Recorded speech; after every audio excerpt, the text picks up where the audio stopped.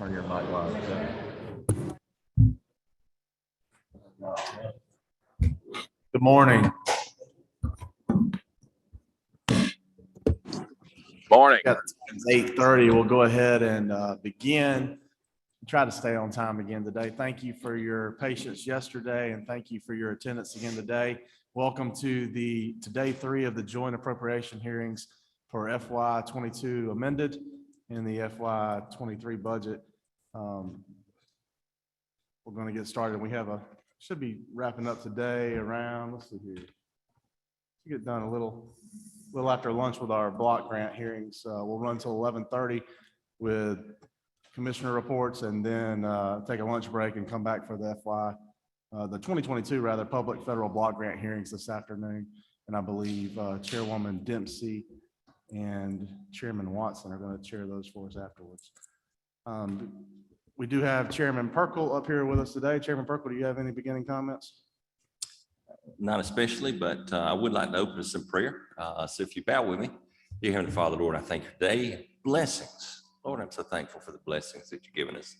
The rain that's fallen, I'm thanking you for that. I pray that you'll have safe passages, peaceful people drive to work and to here. Give us great wisdom. Amen. Thank you, Chairman Perkle. Our first presenter has already made her way to the podium. We've seen her in different roles before, but it's good to see you this morning, Commissioner Candace Brose from the Department of Human Services. Commissioner, you've got the floor. Good morning, Chairman Tillery and committee members. I'm honored to join you to discuss the governor's budget recommendations for the Department of Human Services for amended fiscal year 2022 and state fiscal year 2023. Before I get started, I'll briefly introduce the members of my leadership team with me today. My Chief of Staff, Craig Foster, Senior Deputy Commissioner and Deputy Chief of Staff, Chris Hempfling, Deputy Commissioner for Finance, Demetrius Taylor, and Assistant Deputy Commissioner for Finance and DFAC CFO, Cliff O'Connor. As you know, last summer, Governor Kemp appointed me to serve as Interim Director of the Division of Family and Children's Services, and he subsequently appointed me to dually serve as DHS Commissioner last fall. In taking on these new responsibilities, I focused on learning the intricacies of our agency and worked with my leadership team to strengthen the continuum of care for children in state custody, the aging community whom we serve, and the families relying on our services for healthcare, food, utilities, and financial assistance from non-custodial parents. Despite leadership changes and the pandemic, our agency's goal remains the same: stronger families for a stronger Georgia. Our workforce continues to demonstrate their commitment to that goal through hard work and determination, even in the toughest of times. In accordance with the governor's mission to protect lives and livelihoods, we have worked tirelessly to strike the right balance between workforce safety and constituent needs. I'll touch on each division's current COVID operations. In the Division of Family and Children's Services, Child Protective Services never stopped emergency in-person investigations. For those staff who handle benefits eligibility for programs like Medicaid, SNAP, and TANF, we're operating virtual lobbies through the call center. To avoid one infected employee from knocking out an entire office for quarantine, local DFAC's offices continue to follow an appointment-only model. Child welfare workers still go to court. They still do in-person home and facility visits unless there is a COVID outbreak. Benefit eligibility workers are almost entirely virtual, which is conducive to their daily work. We're meeting our milestones while actively preparing for when we can safely reopen our doors for walk-ins, and we're developing a plan for certain regions to have designated offices open for walk-ins, aiming for March. In the Division of Child Support Services, local offices also utilize an appointment-only model, which has worked well, and we were able to meet our annual federal paternity requirements to avoid federal penalties. In the Division of Aging Services, Adult Protective Services never stopped working with law enforcement to refer complaints of abuse, neglect, or exploitation for emergency dispatch. When you add our budgets and those of our agency's attached entities, the department's total proposed fiscal year 2023 budget allocation is $1,989,237,266. And so now I'll pivot to discussion of the governor's recommendations for our agency. For amended fiscal year 2022. On behalf of thousands of frontline workers who keep our children safe, ensure children receive financial support from non-custodial parents, pay our Georgia families with resources to keep them intact, and protect our elderly from abuse and exploitation, I want to thank Governor Kemp and First Lady Marty Kemp for their proposed workforce package in AFY 22 and FY 23. That $5,000 pay increase is going to change their lives. Our staff don't do these jobs for the pay. They do good work because they believe in what they do and they want to make a difference in the lives of those whom we serve. That $5,000 represents a 13 to 14% increase in pay for those brand new social services specialists working in child protective services and foster care. And it's a 16 to 18% pay increase for those entry-level staff working in child support services, as well as those staff who connect families with Medicaid, utility bill assistance, and food stamps. Throughout DHS, you'll find employees who are deeply grateful not only for this historic pay increase, but also the higher employer match, as well as the option to withdraw leave as pay for unforeseen emergencies. Longtime veterans have described this workforce package as the best they've seen, and for a team who smartly weathered budget cuts to become more efficient, it's a welcome reward for doing more with less. You'll see in each of the respective program budgets in AFY 22 and FY 23 adjustments to reflect those workforce incentives. So I won't go through each of those, instead focusing on new additions to AFY 22 for specific initiatives, starting with departmental administration, page 221. Recommended change 2.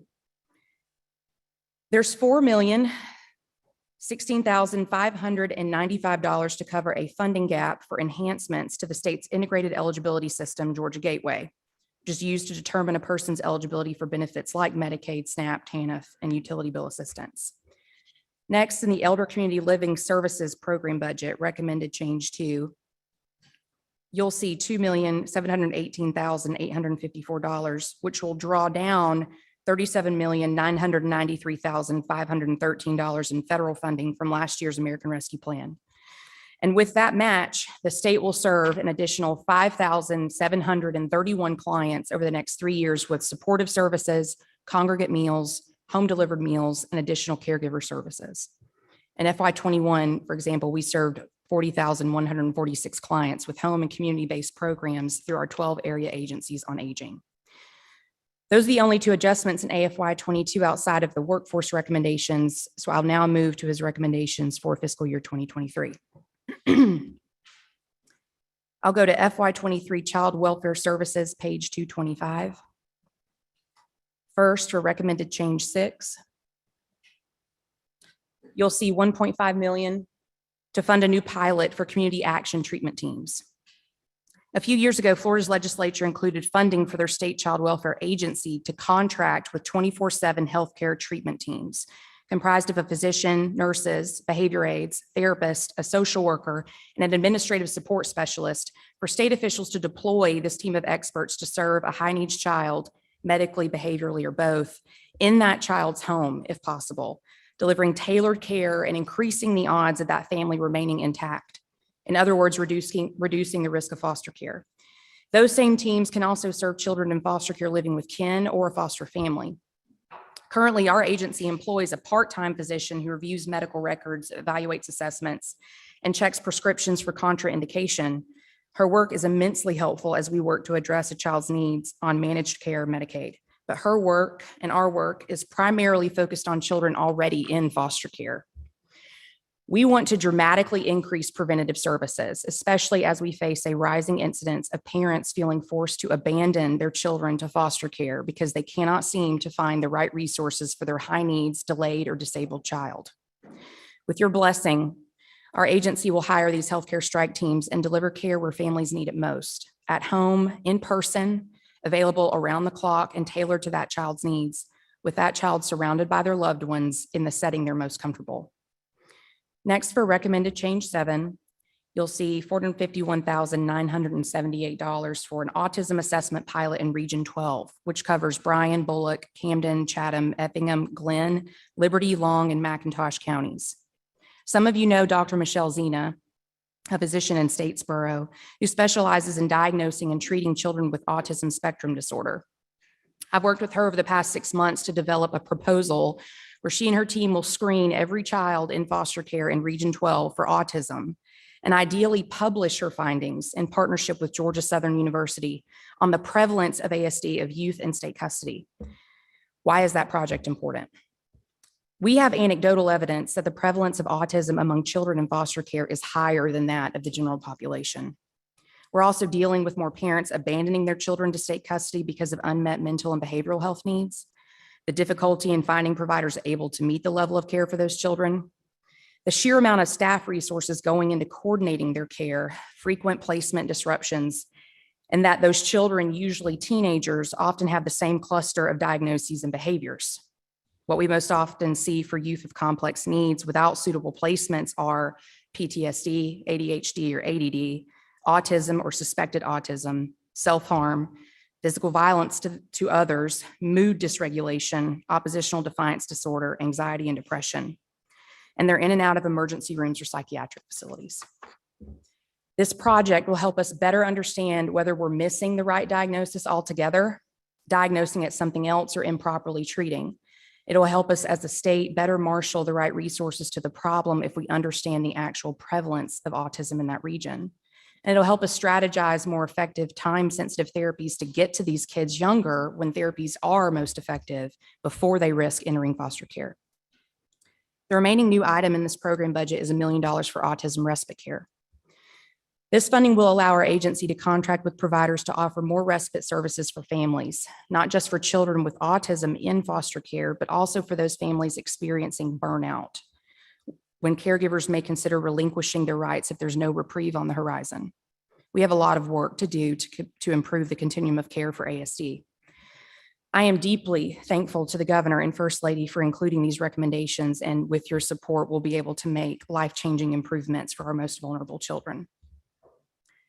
Shifting to page 227, recommended change 2 for out-of-home care. Importantly, of all our program budgets, this one is the most variable. We never know how many children will enter or leave foster care on any given day. No staff are paid out of this budget. It's where we pay foster parents, child placing agencies, child caring institutions, and what we call supplemental supervision, which covers what we pay through wraparound services like behavior aids, as well as hoteling costs, including the rates for those who stay with the child in the hotel or DFAC's office, that child's meals and transportation, and the remaining costs of his or her supervision. Hoteling. Many of you are familiar with this term, which means a child in foster care has been temporarily placed in an office or hotel, stemming from a lack of foster families and group homes able to accept youth with complex needs. We've marshaled more resources, man-hours, and flexibility to proactively address this problem. Over the past few months, we've piloted enhanced provider rates on a case-by-case basis to keep kids out of hotels and offices, and to remove them from hotels and offices into placements tailor-made to serve their needs. We also started paying outright for necessary health services so that a child's behaviors rooted in trauma didn't jeopardize them from being able to safely remain with their foster family or group home. Since July, when I was appointed interim DFACS director, and when the state was averaging 50 to 60 children in a hotel or office on any given day, we've prevented at least 60 children from ever being hoteled. The Monday before Thanksgiving, we had 70 children temporarily placed in an office or hotel. We'd managed to get down to the 40s before we saw that jump back up, but in only a week and a half, we got that number down to the 30s, the first time it's been that low in years. Unfortunately, the Delta and Omicron variants have temporarily sidelined the effectiveness of our strategies, but we're working closely with the Department of Community Health and the Governor's Office to secure emergency staffing for providers which have been forced to take placements offline. Once we address this temporary staffing issue, we'll get back to aggressively identifying better placements for our kids and free up bandwidth to plan for more preventative work, keeping more children out of foster care altogether. So with that background, I'll turn to this point. You'll see that the governor has included $27,810,584 in out-of-home care to raise what we currently pay foster families, child placing agencies, relative caregivers, and child caring institutions, AKA group homes, by 10%. The impact that this new funding will have on recruitment and retention of high-quality caregivers for children in foster care cannot be overstated. Foster families aren't in this business for the money, nor are child placing agencies or child caring institutions. In fact, many of you know, I'm sure from personal experience, that your friends and those nonprofits in this line of work are, financially speaking, in the red. A provider rate increase will give foster families more flexibility to meet the needs of the children in their homes. If they need shoes, clothes, school supplies, a haircut, or they want to do extracurricular activities, This increase per diem means our foster parents aren't taking as much of a financial hit by opening up their homes. It means that our group home providers can recruit better, high-quality staff to care for children with unique needs. And as we continue to battle the effects of COVID, workforce challenges, and inflation, these increases will prevent foster families and providers from leaving our ranks. Right now, we cannot afford fewer homes to keep youth safe and address underlying trauma, not if we want to be more aggressive about deploying preventative services, identifying appropriate placements, and holistically improving the continuum of care. Now, I'd like to take a few moments to highlight the divisions of aging services and child support services. As we spotlighted in our annual report, aging services continued its work to safeguard vulnerable adults from abuse, neglect, and exploitation, and provided resources to support older Georgians, persons with disabilities, and their caregivers. For example, participants of the Senior Community Services Employment Program volunteered over 44,000 hours of service, including over 19,000 hours of service to organizations serving older adults. And the Georgia Fund for Children and Elderly, which is co-administered with DPH, provided home-delivered meals and transportation for seniors as we continue to battle the pandemic. The Division of Child Support Services continued working to build stronger families by getting children the financial support that they need and equipping parents with more tools to provide for their children. 8,121 new parents enrolled in the Fatherhood Program, which connects parents with training and employment opportunities. In FY21, over $10 million in child support was collected from fatherhood participants, and 1,761 children received increased support from parents who participated in Georgia's Parental Accountability Court program. Quickly, I will touch on $6.7 million originally added to the FY22 budget on the Senate side, specifically designated for therapeutic foster care. It's on page 227. It was added to ensure collaboration with the Department of Community Health for more therapeutic services reimbursable under Medicaid, but our federal partners have not yet granted approval. In the interim, these funds can be redirected for immediate needs, specifically the ability to fund more preventative services for children, which is a moving target exacerbated by the pandemic, by giving us flexibility to use it with an amended caption. Under the Child Abuse and Neglect Prevention Program budget, there's also a technical revenue item with $1,100,533 in dedicated state revenue for marriage and divorce filing fees, recognized via the Children's Trust Fund, while general state revenue support of this budget is reduced by an equivalent amount. There's no program impact from this technical change. It's just a clarification of what revenues are supporting our work in this area. I'll now touch on some exciting projects that we've recently initiated. We're in the final planning stages for implementing upgrades to our child welfare case management system, which right now is not caseworker mobile. If you're a caseworker going to do an emergency welfare check, going to court, visiting a foster family, you can't add notes or photos, review case history, or sync new data with our system if you're out in the field. You've got to drive back to your computer and type it in. Not only does that risk losing information because of the time gap, it's time consuming and takes away from personal interactions critical to a caseworker's job and child safety. We're also working on customizable software so we can better coordinate a child's care between our staff, foster families, providers, and everything in between, including an exciting new foster parent eligibility and training module to make it easier and faster without compromising safety to get approved to become a foster family. On the benefits eligibility side, we've made some very timely upgrades to Georgia Gateway. Right before the pandemic hit, we made SNAP or food stamp applications available online. We added new automation, and we're leading the country with bots, which help workers analyze data and process cases faster and more accurately, as well as automated appointment scheduling. By leveraging technology and automating our processes, we are alleviating burdens for our workers at a critical time. In my new role, I am intensely focused on improving mental health and behavioral health services for youth at risk of entering foster care or currently in state custody. With the Governor and First Lady's support, collaboration with my fellow health agency counterparts, and words of wisdom and support from you, we're going to ensure that every child who enters foster care has the best placement and resources to meet their needs. These budget recommendations invest in high-quality preventative services to keep kids from ever being separated from their families and to address their trauma if they do enter custody. In these budgets, we're going to gain a better understanding of the prevalence of autism among foster youth and build a robust network of healthcare services so children can access autism services at a younger age. We'll better recruit and retain high-quality foster care providers. We'll draw down critically needed federal funding to deploy supportive services and meals to aging Georgians who need it the most. And we're making strategic, positive investments through good government with an emphasis on a seamless continuum of care for all Georgians. Several of you, I want to personally thank. You know who you are. You've been invaluable to me as advisors and given me critical support as I've become familiar with my new role and everything that goes along with it. And I just want to say thank you for that. And I also want to close by thanking Commissioners Noggle and Fitzgerald, plus Director Farr in the Office of Health Strategy and Coordination, Director Grant Thomas, for collaboration to improve our services statewide. We're making some incredible gains with information sharing to better map out from the youngest Georgians to the oldest Georgians, what their experience is with state government and what we can do to make it better for them. With your support, we'll continue to build stronger families for a stronger Georgia. Thank you. And now I will happily take your questions. Thank you, Commissioner. That was this your first time before the committee? Yes, sir. That was quite impressive. I actually, I mean, you act like a Georgia Tech person. I don't know what the deal is, but it's true.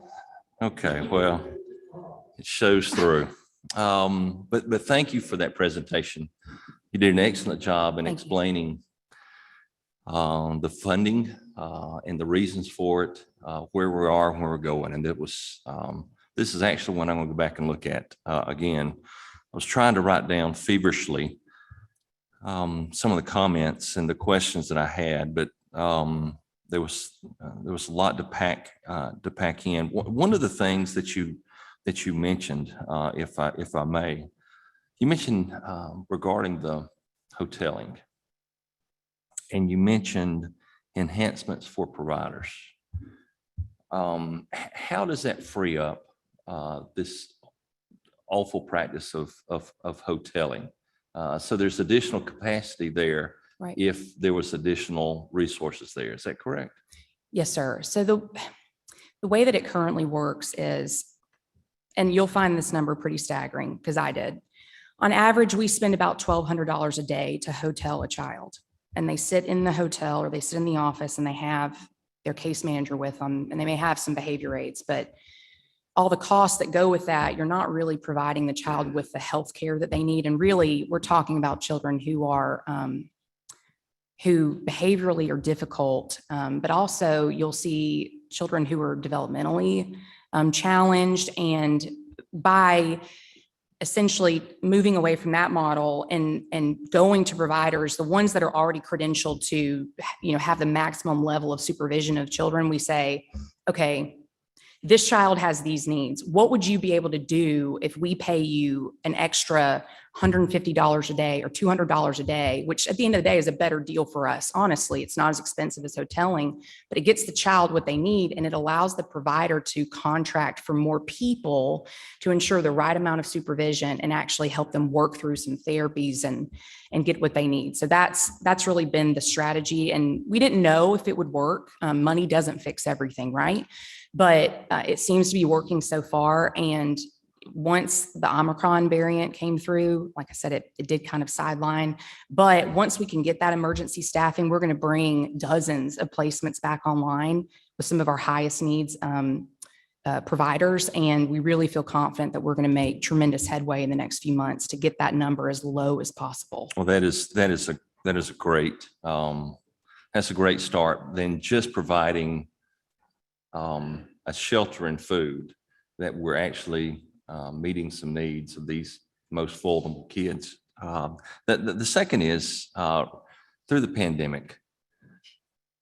And it's difficult because of the pandemic, but a lot of our local offices, you can't get to them. Right. And so you'll make a call and it don't get answered. And I've tried. So you make a call and it doesn't get answered. What is your plan going forward that we can reach out? Because it's wonderful, the different myriad programs we have, but if you can't get access to your local office, it's not providing the level of service we need. Right. And that's been a common complaint. One thing, whenever I moved over to DFACS, one of the first measures that we implemented effective September 1st was to actually start requiring in-person home visits again every month. Those were being largely conducted virtually. Now, that's not the emergency CPS calls, but the regular check-ins of foster children in their placements. And so we're trying to move the needle there. I think the reality is every agency is facing serious workforce shortages right now. If I wanted to try to reopen all of my offices, I know of at least 40 counties where I don't even have someone who would man the front desk. But, with a multi-pronged approach, putting in new technology so that you don't have to have as much, in-person interaction with data and other things, documentation, maybe we can then free up some people who do that work and get them into those offices. But we still are working on a plan where at the minimum, we'll have some regional offices that are open for walk-ins, and that plan is the beginning of March. Thank you, Commissioner. You have several questions, and so I'd ask the members, if you will, get straight to your question. Senator Kirkpatrick. Thank you, Mr. Chairman. Thank you, Commissioner. You've obviously hit the ground running. And the focus on the connection between autism and foster care, I think, is really important. And obviously, Dr. Zena's in the trenches on that. But the question I have is about the strike teams that you mentioned and how they're spending a lot of time trying to wade through drug interactions. And I just wanted to make sure that you knew, and you probably already have access to this, there are robust computer programs that do that for you. Okay. And I just wanted to see if you guys had access to any of that. If not, I'd be happy to. No, I would welcome any information that you have on that. We still would have to flesh out the proposal, so it'd be great to work with you on that. Thank you. Representative Hughley. Thank you, Mr. Chairman. To Madam Commissioner, thank you for the work that you do. And just let me get a plug in for the Muskogee director. She always answers the phone. So, but this is a problem that we've had, and there've been a lot of staff changes. So every time we start working on it, then we get a new person and we have not gotten it resolved. For children with complex needs, as you say, that come into foster care and they are in small group homes and they enter our school systems.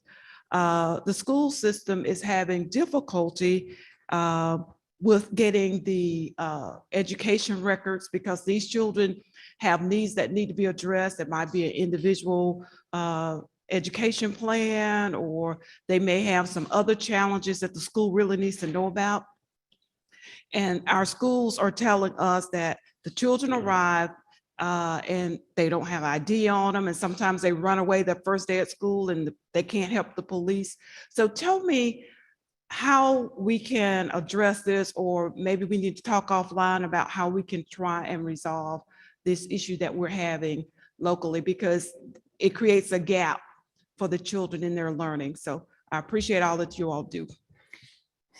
So once I got to DFACS and DHS, one of the things I noticed that bothered me, I'm a Georgia Tech nerd, right, is the technology was not integrated with other state agencies' databases. So for example, we knew, or I discovered almost immediately, that we weren't automatically integrating like the child's medical records from DCH into our case management system. Caseworkers were actually typing in their diagnoses and their prescriptions, and like there were typos, it was outdated.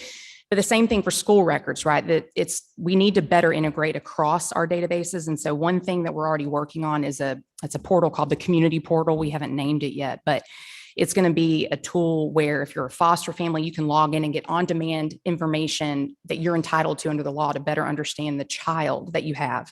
And the same thing, ideally for school officials, for any of our healthcare providers, congregate care providers, they'll have access to that system. And we're getting feedback from basically all the stakeholders we can engage right now to see what they want us to build into it, because it's fully customizable. So that's something that we have on our radar and we're working through.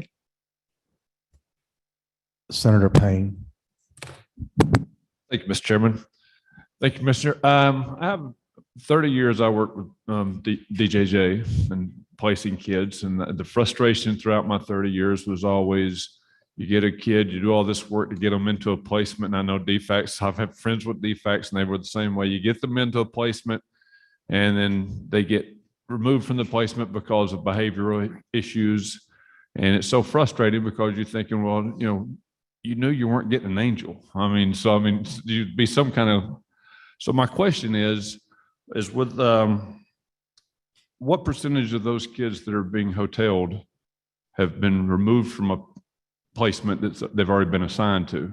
All of them. All of them. They've exhausted every placement option available to them. And then my second question is there not anything we can do contractual when we sign up with these placements that they have to jump through some hoops before they just decide to punt a kid? Because, in my 30 years, I used to tell people not one of these is worth punting.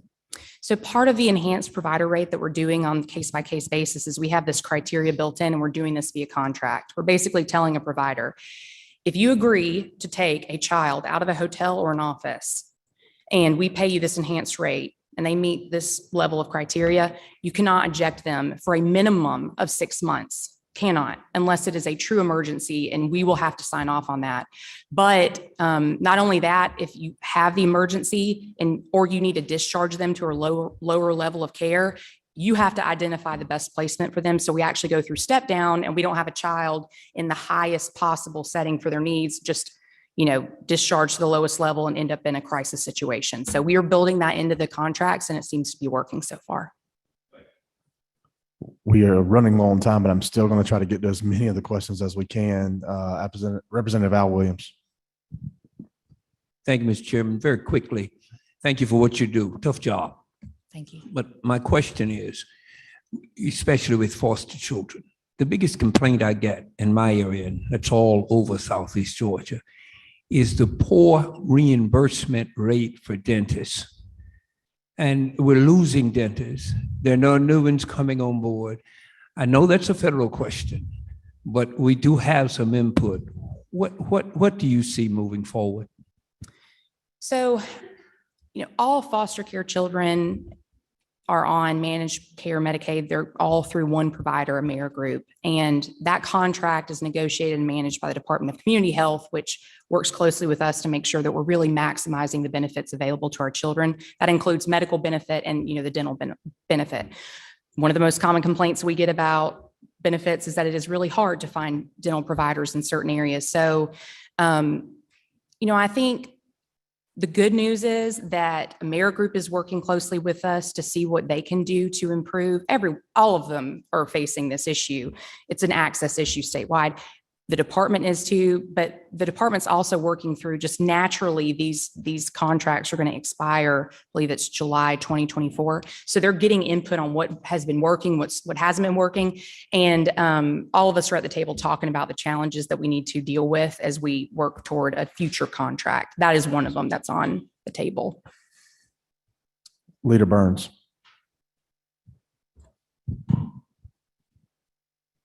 Thank you, Mr. Chairman. Just a comment, Commissioner. Thank you for your wisdom, your team's wisdom, for recognizing Dr. Michelle Zena and the great work she does with children. That pilot program in the 12th, I'm sure will pay great dividends for our state as we deal with this problem with autism and how it impacts our children. Thank you. Thank you. We're thrilled to do it. Representative Buckner. Thank you, Mr. Chairman. Thank you, Commissioner, for your energy and your eyes wide open approach. It's been needed. To follow up on Representative Hughley's comment about when children are transferred or moved, one of the things that we have been told is that some of the care providers are entering data into the system. I think it's called the SHINE system, but they are not allowed to have information back. If there was a way for that to be more of an exchange as you go through the process of redoing the computer system, it would be incredibly helpful to those providers.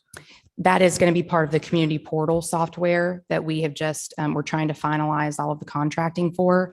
That way they can log in. We basically get DFACs out as much as we can of being the communicator, right? Have to get the records and give them to the people that ask. people can log in on demand and get what they're legally entitled to on the spot. And it's just a regular real-time update of what the child's situation is, any appointments coming up, school records, all of that is going to be in one place on demand. Senator Davenport. Thank you very much, Mr. Chairman. Commissioner, thank you for all that you do. Let me just, I had asked a question for the Commissioner of Juvenile Justice, because that's one of the contracts that you all have. And this mental health treatment facility and substance abuse, I understand that there are 60+ beds and only 5 children. Now, the persons who, organizations who have been denied or contracts have been withdrawn, are you all going back and look at those? Because the number, I know you said that was 70 and it was down to 40 and it's back up, it's still alarming. And so can you kind of address that? So I think I want to make sure I'm properly answering your question. So one thing that I've tried to do is regularly engage with all of our providers. We typically do that with Together Georgia, to be all in one spot. And so one of the things they've told us is, even just within our own agency, we'll kind of have sort of duplicative requirements or conflicting requirements of providers in terms of licensing and inspections. And they're also really burdensome, and maybe they don't carry the kind of safety value that we think that they do.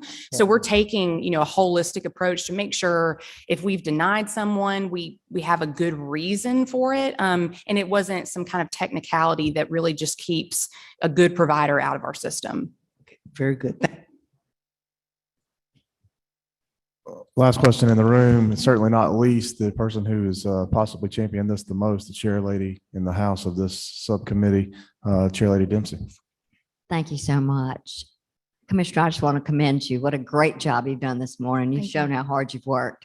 Thank you. You spoke earlier about the heart of those who work in DFACS, and yours is showing. So thank you for that. I want to let everybody know, I know there's so many questions in the room and in this space, but next week we'll have the House hearing, and then I know that'll be followed by Senate hearings. We want to leave you lots of time to be able to really address and talk about much of the work that you're doing. So I'm thank happy you. to.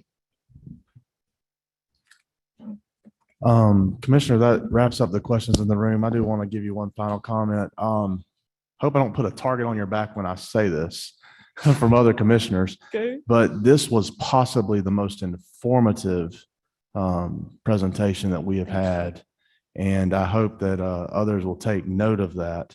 Thank you. I appreciate you augmenting your slides with comments because we could read the slides ourselves. The detail you provided, it showed not only your passion, but your compassion. And I want to say that too, because I know that you don't do that alone. I say that to the others in the room who helped put that presentation together. I hope our members didn't gloss over this. We are so often a reactive government. One of the things in this presentation that was striking to me was your focus. And again, I know, Commissioner, you take the credit for it, but I want to share the credit with the others in the room as well, on preventative services, whether it was preventing autism or moving to help solve autism issues, preventing abandonment, or preventing foster care altogether. And I thought that was a very healthy approach, and thank you for presenting that. Thank you. I could not have known where to focus on what we needed to improve and hit the ground running if I hadn't have gotten the support that I've gotten from so many of you here. So thank you for that. Commissioner, thank you so much. We've exhausted the time. We're going to move to the next presenter. Thank you again. Next up, we have Department of Public Health, Commissioner Toomey. You're online, and we're bringing you up now. Thank you so much. It's a pleasure to be here with you, although virtually. I can't promise you the most informative presentation, but it certainly will be a heartfelt presentation about what we've been doing in public health. As I was putting together the presentation, I was reminded by the fact that it was 2 years ago at the first presentation, budget presentation that I did for you, that I talked about the fact that we're just setting up. Commissioner, if you'll hold on just one second. Members, I know there's a lot of interest in the previous presentation. If you don't mind, please taking your comments and conversations outside the room. Thank you so much. I'm sorry, Commissioner. Thank you. Please proceed. No problem. Setting up quarantine sites at the airport. At that time, we talked about what my predictions were for this pandemic. My predictions are obviously wrong. And so today I don't plan to make any predictions of when this will end or how it will end, but I want to give you at least initially a brief overview of where we are with the pandemic and what we can expect. And the fact that now at this time in Georgia, we have access not only to vaccination, but also to significant treatments available that we did not have before. And so with your permission, I'd like to spend a few minutes of the presentation on the viral status currently, particularly Omicron, because that's 100% of our cases right now, and then move on to the budget presentation. With your permission, Mr. Chairman. Yes, ma'am, of course. Let's just start with the first slide.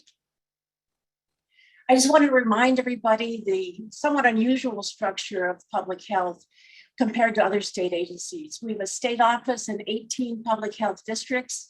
Those districts are state offices run by district health directors, so physicians, state physicians that work for me, but 159 county boards of health. Those are the county health departments, in the sense, the boots on the ground. But those boards of health are independent of the state, but overseen by the district health directors who have a dual role, both with the state office, but also with the local public health boards of health. And so we work as a team. And I think that the thing about the pandemic that is really demonstrated is how important it is for us in public health statewide to work together as a team, because that is how we will be able to work most effectively at the local level where services are actually delivered for the nearly 11 million Georgians. Next slide, please.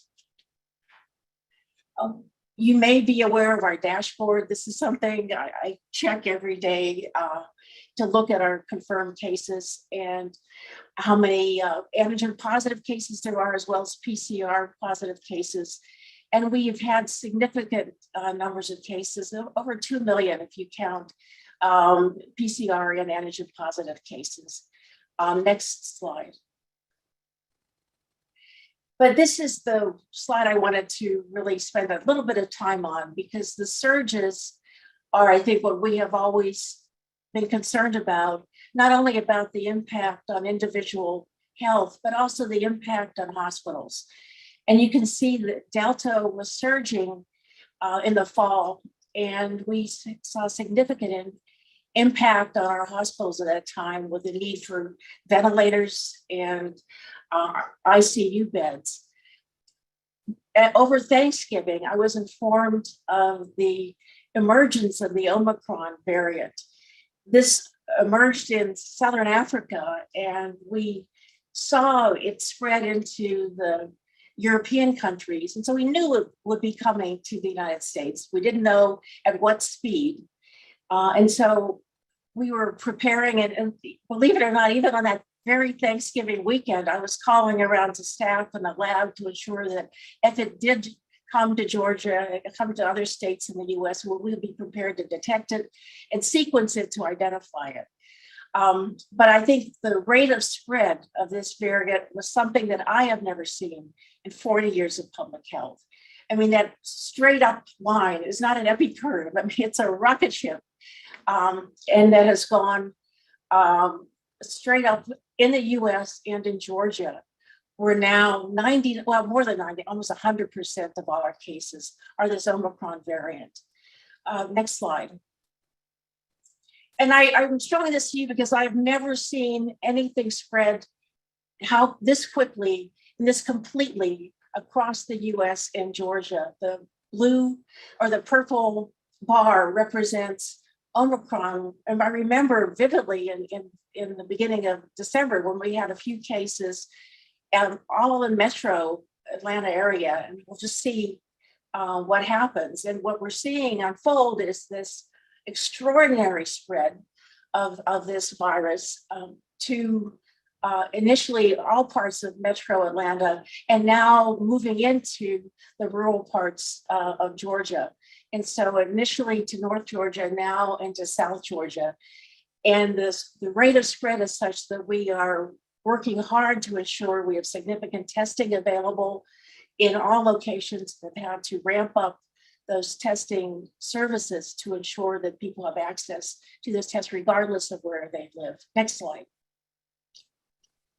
We are seeing increased outbreaks, and we recognize that this is due to Omicron. The good news, and I'll be talking a little bit more about that when I talk about hospitalizations, if there is good news about Omicron, even though the numbers are significantly higher than anything we've ever seen before, the variant itself appears to be less severe. And so that individuals who do become infected are often less sick or even asymptomatic. But they still can spread that virus. What we are seeing is that we are having significant numbers of hospitalizations, particularly in Metro Atlanta, but spreading out to now into rural Georgia.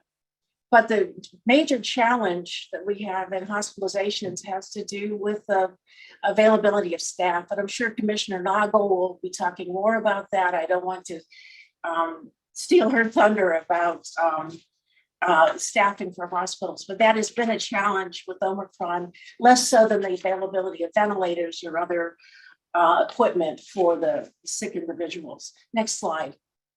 But so what you're seeing is the increase in hospitalizations due to Omicron, even though the percentage of individuals infected with Omicron are often not sick and do not require hospitalization. I think the take-home message here is even the individuals who are hospitalized are usually less sick, require less intensive services, but virtually the vast majority of individuals who are hospitalized are unvaccinated.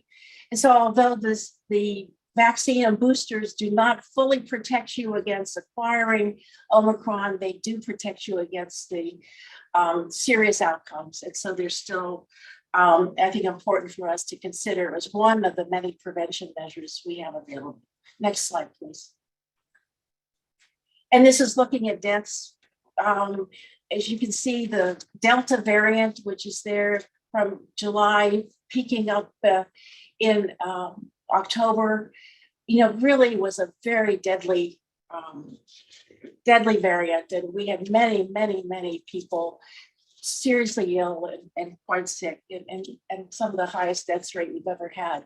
We're not seeing that with Omicron, at least not yet. And we hope that this is, deaths are a lagging indicator, we call that. And we are hoping that because we have availability of additional treatments, that this will not become a part of our future. What I do want to say is, I'm sure you're thinking, why, if this is so mild, why are we seeing even so many hospitalizations? The answer is, we are seeing more cases than we've ever seen in any other situation of this virus. Last week, we regularly had 25,000 cases a day. And so even if a very, very small percentage of those cases require hospitalizations, if you just do the numbers, that will equal a significant number of hospitalizations. And it's always a concern to us that hospitals are filled to capacity, and don't have sufficient capacity for other individuals who are ill. And one of the reasons why we're so proactive in trying to ensure we had adequate testing throughout the state, in a sense, to protect the hospital emergency rooms from being deluged with people who just wanted to be tested. And we, I think, have done a good job of that. It's clearly a challenge that all states are experiencing. Next slide, please. I just wanted to show you briefly the vaccination statistics. About 62% of Georgians have one dose and 54% are fully vaccinated. And I know that that's not as high as some states. I am very determined that we will continue to offer vaccination and to make it available through it as in an easy way as possible, including to multiple providers statewide, that it becomes part of routine care. Now children from the age of 5 to 11, as well as 12 to 15, are eligible for vaccination as well with the Pfizer vaccinations. Only the other vaccines are not yet approved for children. And again, this is something that parents may or may not make the choice to proceed with, but we are making the information available, trying to ensure that everybody has the information about the potential value of the vaccine and the boosters at this time. Next slide, please. I just wanted to remind everybody that boosters are actually very, very helpful, particularly in helping to fight this particular variant. And now the boosters are available 5 months after your primary series of both Pfizer, Moderna, and Janssen, which we knew as Johnson & Johnson, is still available. The next slide, please. I wanted to also reflect on the fact that our vaccine providers are statewide. We have enrolled over 3,000 vaccine providers, but almost 3,000 are actually currently active. That means they are ordering currently vaccine, and they include everything from family medicine physicians, internal medicine physicians, OBGYNs, and pediatricians who have really, the family medicine and pediatrician physicians have really led the charge to try to identify opportunities to vaccinate children, but also hospitals, urgent care facilities, and also chain pharmacies in our independent pharmacies throughout Georgia. From my perspective, the way that I envision this pandemic ending is that vaccination for COVID will become part of routine care, not unlike flu vaccine becomes. And so that the vaccinations won't be taking part in special events or special outreach events that public health does, but will be part of the care that is provided by your physician when you go to the doctor's office or the urgent care facility or to the community health center. And so I'm very grateful for the support of physicians statewide and the medical groups who have been such an important part of our pandemic response. Next slide, please. I also wanted to mention that long-term care facilities were one of the first facilities where we offered vaccination, working in partnership with federal pharmacies or with the pharmacies that the facilities themselves had engaged. We have a very good percentage of residents and staff vaccinated with initial vaccines. Our booster doses may look like they're not adequate to you. We're still working on that and working with the Georgia Healthcare Association very intensively to try to encourage and offer resources to the long-term care facilities to ensure that they have access to the booster doses. But I was told yesterday by the Centers for Disease Control and Prevention that in fact, our percentage of boosters in these facilities is actually higher than the national average nationwide. So I think that reflects the fact that particularly those partnerships with the facilities themselves and the Georgia Healthcare Association has made a real difference. As it has, if you look at our vaccinations in jails and correctional facilities, where we have worked not only with the Department of Corrections, but also with the Sheriff's Association to ensure that we have the capacity to offer vaccination and build those partnerships to this high-risk population. Next slide. I very briefly wanted to mention our testing sites have really had to ramp up to address the needs of Omicron. We recognized that the Omicron was going to require additional capacity, and we had test sites statewide. What we didn't anticipate was not only how quickly it would spread, but the fact that so many of our staff, but our contract staff would themselves become infected. And so very early on, as we were beginning to ramp up our testing sites were short-staffed because our own staff and the staff who were doing the testing were themselves out with the virus. Because of that, we set up 12 surge sites, 3 of them mega sites here in the metro area. The most recent at Mercedes-Benz, which had been such a successful place for both vaccination and testing.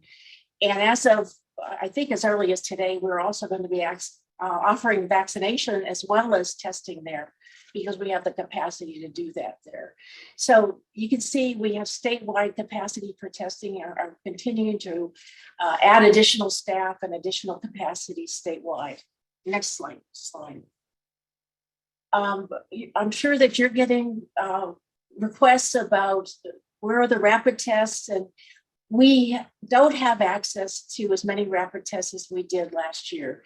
We had gotten literally millions of rapid tests from the federal government last year, but this year we're on our own, competing with not only other states, but also the federal government, who, as you know, is also distributing rapid tests. But we have actually distributed enormous number of rapid tests, over 1 million, to a large range of providers of all of our local health departments, because it's such an effective way to quickly test individuals when they come into the facilities, but also homeless shelters, also hospitals, mental health facilities, university systems, EMS and fire agencies. We know that there's a nationwide shortage right now, but we have really been fairly creative in reaching out to get additional test kits, not only working with the vendor, but also with some of our contractors to use some of theirs. And we've received about 60,000 kits last week and 50,000 the previous week, and are distributing them. And we'll continue to try to purchase, even as covidtest.gov is up and running, and that our statewide population can get at least 4 home test kits from the federal government. Very quickly, because I know I don't want to shortchange the budget presentation. Next slide. I wanted to talk about our testing program and just ask your assistance with this. We have relatively few of our schools currently participating in our testing program, which is fully federally funded, which will cost nothing for the schools. And in fact, only a little over 100 schools are participating. In fact, I think it's about 4,000 schools in Georgia that are eligible. We pay the schools to be participating, and their really only requirement is to identify a location for us to test. But we can now, thanks to the fact that we reached out to CDC and requested permission to actually expand the capacity of our testing in schools and make it more broadly available to others in the community. We've gotten permission to really customize the testing in schools to what is needed in that community.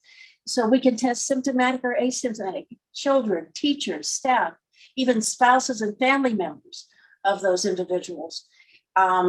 We can broadly define people who are in touch or in contact with either students or staff. And I really hope that with your help and your encouragement and our continued reaching out to all the school superintendents, that we can get additional schools on board with this extraordinarily effective and free asset that we can provide to them. It can be rapid test, it can be PCR. And again, this won't happen without the parents' permission. But we see it as an opportunity to ensure that school athletics can continue and that schools can continue to stay open safely. I know I've told you this in past discussions with you. I am so committed to ensuring that schools continue to stay open to in-person learning. And this is one of the tools we have to ensure that that can happen.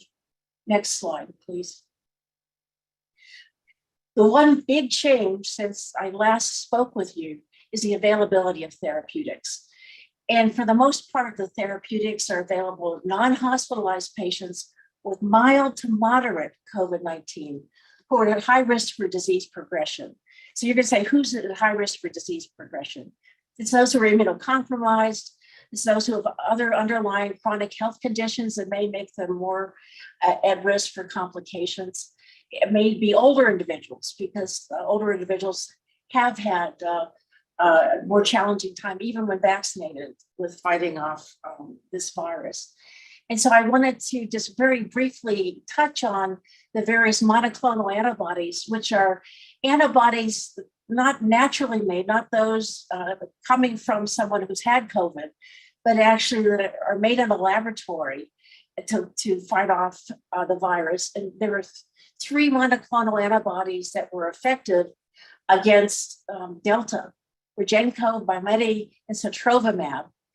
The challenge to us now is that the only one that is effective currently against Omicron is Sotrovimab, and it's in very short supply. And so when you look at the allocation that we have, if you only get 1,000 doses a week and we're having 25,000 cases a day, the math just doesn't add up. Evusheld is a monoclonal, which I think is really extraordinarily important for individuals like those on chemotherapy or otherwise immunocompromised, who can receive, in addition, not to take the place of the vaccine, but in addition to a vaccine, to provide some additional pre-exposure prophylaxis. Remdesivir is an antiviral that some of you may remember that we used for hospitalized patients early in the pandemic. It does seem to be effective against Omicron and can be used as an intravenous treatment in the outpatient setting, but has to be given intravenously, so therefore needs an infusion center or a hospital to provide that. And it is more widely available than some of the Sotrovimab, the more effective and newer antibody, monoclonal antibody. And finally, we have 2 new oral antivirals. And I think this is important. If you think of the antivirals, think of something like Tamiflu. When you get if you get exposed to the flu or you get the flu, if you take Tamiflu early, shortly after you begin to develop symptoms, it will block or blunt the development of worse symptoms and potentially shorten your course of illness. And that's what these oral antivirals do. They have to be given early in the course of your infection, so within 5 days of symptom onset, but they lead to quicker recovery, not unlike what we see with flu treatment. Molnupiravir is something, a Merck drug, and Pavloxit is a Pfizer drug. Again, unfortunately, very short supply. The Merck drug, which is quite effective, I think we only got about 3,000 doses in the last allocation, which is every other week. And again, remember that if we're having 25,000 a day, we really have to focus on ensuring that we get these antivirals to the people who are most benefit and are most at risk for complications. Next slide, quickly. And then the other thing to just to reinforce the fact that our treatment courses are relatively low. And at the current time, Bimedi, which was very effective against Delta, although in high supply, unfortunately, is not effective when you have 100% of your cases now of Omicron. Next slide. And there have been a lot of questions from you about where we are, where can you go to get your oral antivirals? And because of this is a federally acquired and federally distributed 2 drugs, we have worked at HHS direction through the federal pharmacies. So Walmart's, Walgreens, and the Good Neighbor Pharmacy Group, which you may recognize as a small independent pharmacies throughout rural Georgia. We looked at all the all the factors that may impact the need for these, including not only geography, but vaccination coverage and also underlying health conditions in these areas, and are trying to continue not only to onboard additional pharmacies, but also to try to secure additional medication as it becomes available from the federal government. We have no control over the allocation. It's fully federally allocated.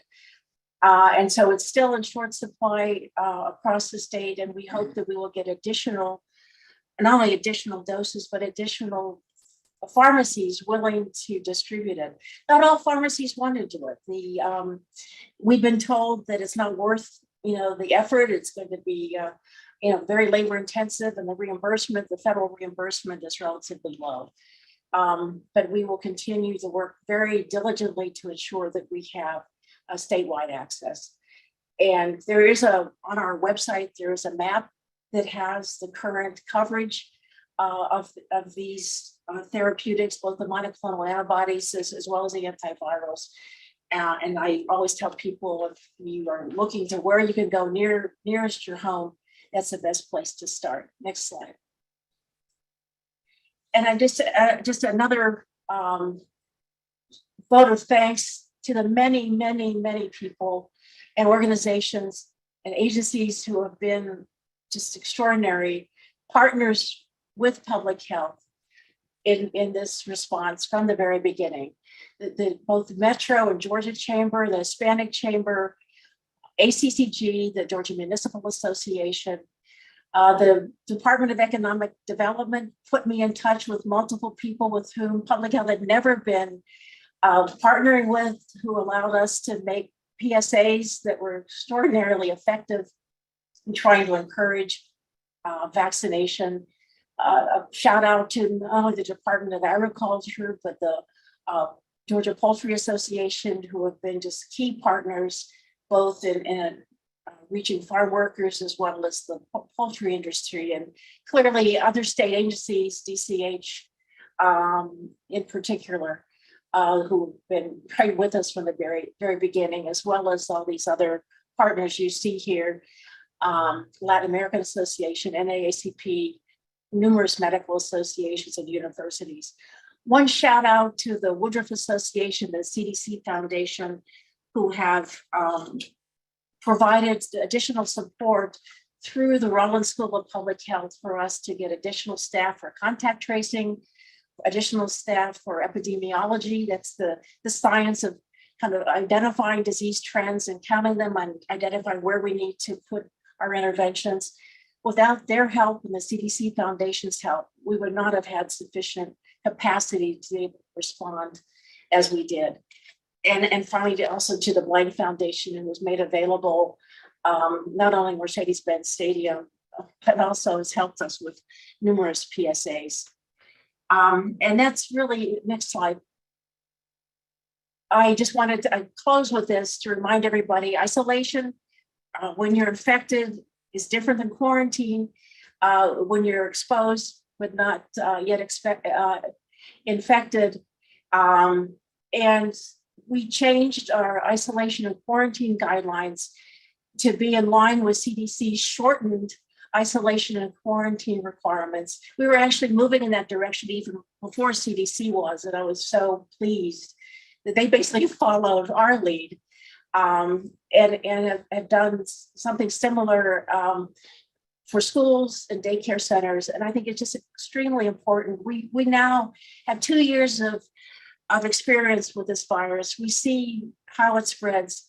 We also recognize that we can't have people out of work. We can't have families who can't, put food on the table. That is not going to have healthy people in the state. And so we really have been working to ensure we have a balance that protects health. At the same time, we ensure that people can continue to go on with their lives. And these are some of the things that we've talked about, not just the vaccinations, but also wearing masks in settings, and hand washing, my favorite low-cost intervention. But these are some of the things that we've been working on now, and the updated isolation and quarantine guidelines, both for the public, for hospitals, for daycare centers, and for schools are on our website.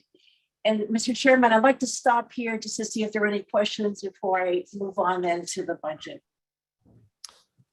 Thank you, Commissioner. You don't have any, you have a few questions. Chairman Perkle, do you want to go ahead and go first?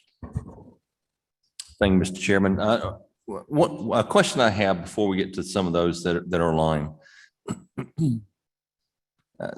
According to one of your slides, 62% of the population universe eligible for vaccines have received at least one dose, which I think I think that's pretty good.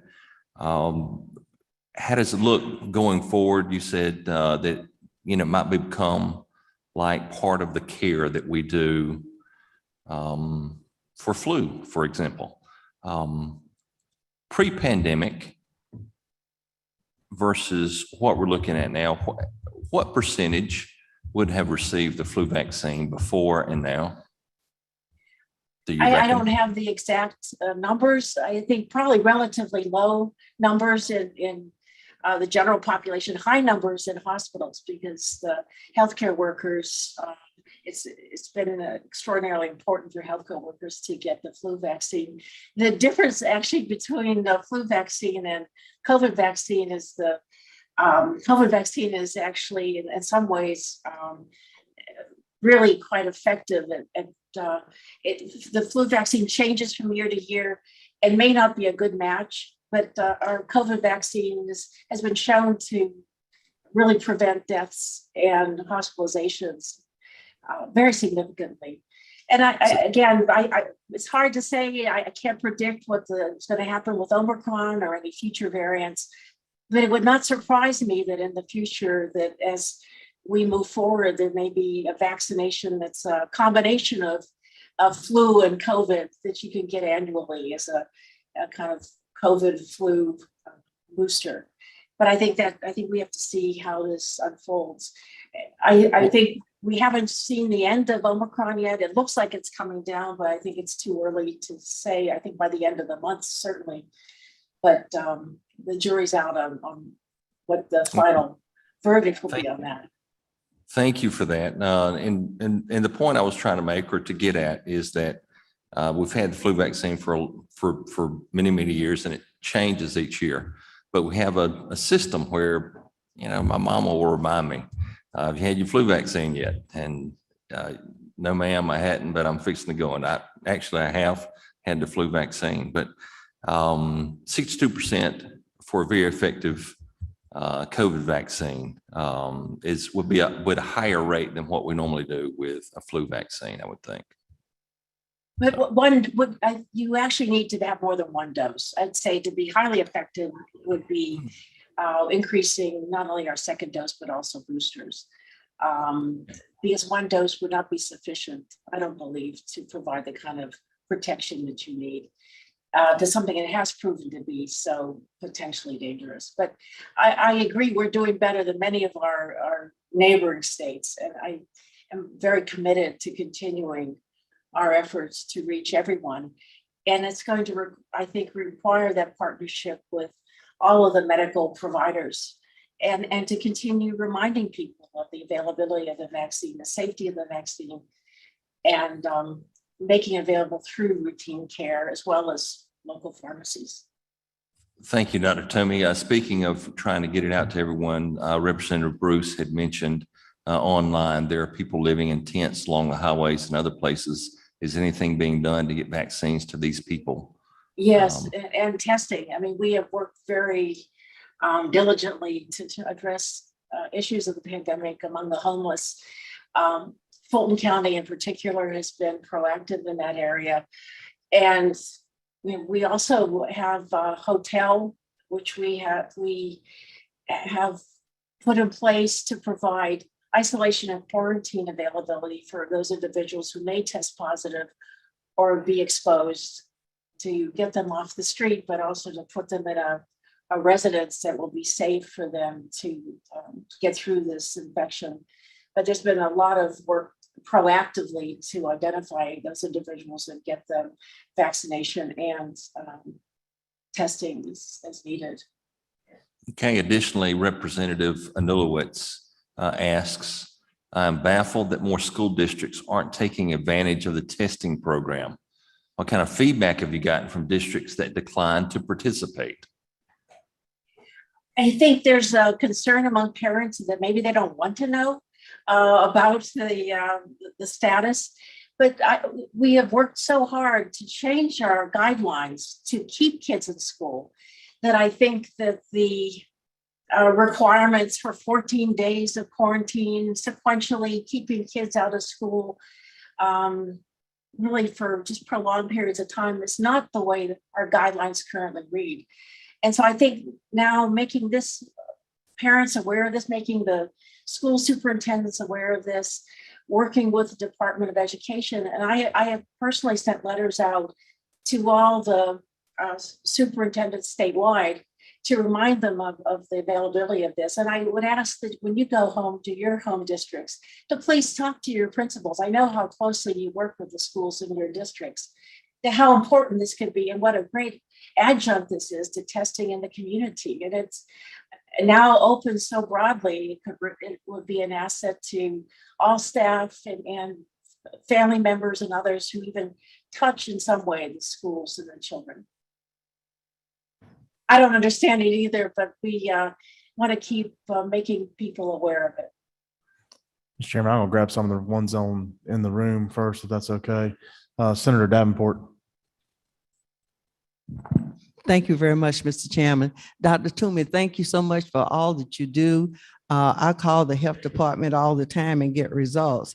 But a couple of things in Clayton County, the quarantine there at, I guess, the Jameson, that group of people that were brought from Atlanta to Clayton County, and the school system did not know they were coming, but all the people had COVID and were placed there. And then the county commission chair did not know they were coming, and now understand that there are not funds, or there are not things, they're necessary services. And so can you comment on that and see if that would be addressed? And the other thing, you know, every time the legislative delegation is on a call or Zoom with the leaders of the county, it's always a question about these 18 districts. And will Clayton County be an entity by itself, or will Clayton County still be with the LaGrange area and the district? So if you can address those two issues. I know every time I call the health department, you all feel that I feel that I'm the only legislator that you have to address, but thank you for helping us. And I've made it a commitment to make sure that people in the district and in the surrounding areas are vaccinated. I'm very fortunate because we have the former U.S. Surgeon General and former director of the CDC, Dr. David Satcher, who's also a former president of 2 medical schools, to get on calls and to say that it is important to take the vaccine.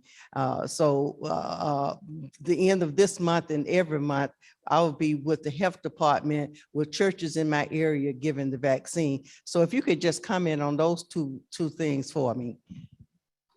No, thank you. And in answer to your first question, we do have wraparound services. I understand, and I was informed that the contract was signed, that we didn't proactively alert the county commissioners. I wasn't aware of that, although I have to say we had similar hotels elsewhere and haven't done that. So I think we were very anxious to find a location that we could work with. And there are services to provide the support services for them and ensure safety and ensure the separation of the other people in the hotel. And I'll be happy to talk more with more specifics about that with you and our team. In answer to your question about, I think it was 2 years ago, I talked about in the budget reductions that we were going to reduce the number of districts to 17 to combine Clayton with the LaGrange district to create a mega district that might be more efficient and would allow us to serve more people. I think given the pandemic and the challenges of both recruiting and ensuring that we have the capacity to serve everyone at this time, we've realized that that's just not feasible. And so we are moving forward right now to try to hire a health director for Clayton and a health director for LaGrange, so 2 separated, maintaining 18 health districts. And I do want to give a shout out to Dr. Townsend.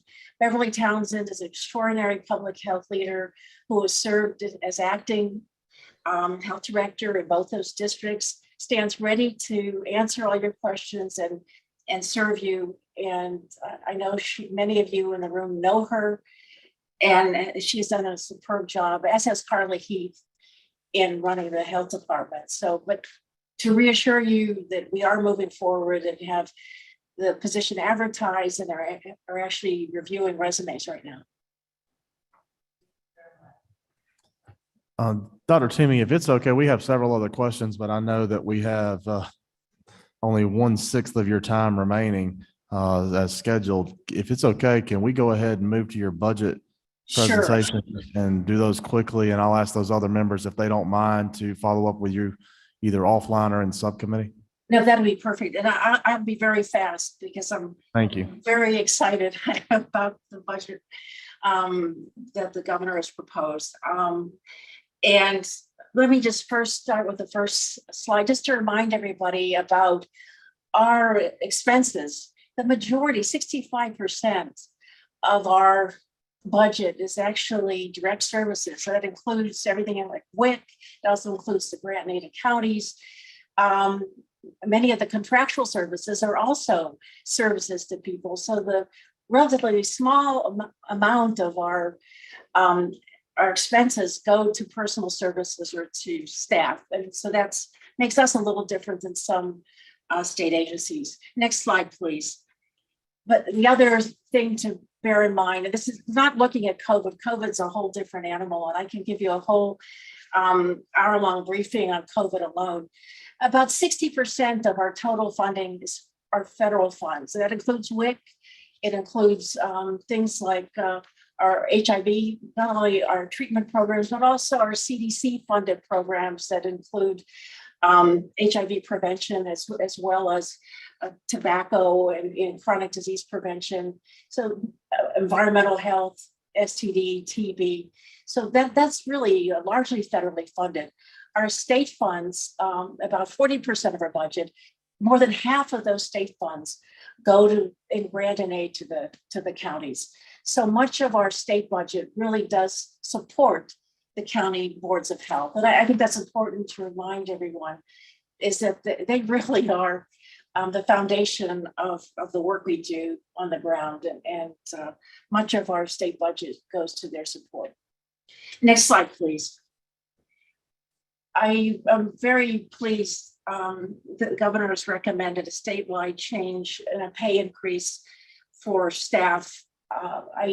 It'll be 29 million for us this year, and then next year increasing to 40 million. I'll break that down for you in the next slide, in addition to the other enhancements. I can't tell you, go to the next slide, please, how much this means to our public health staff.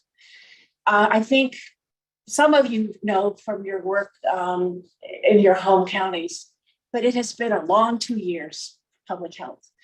And our staff from the state, district, and local levels have worked tirelessly to protect the state, often under very difficult circumstances, working nights, working weekends, working holidays. And, you know, I think it's well known that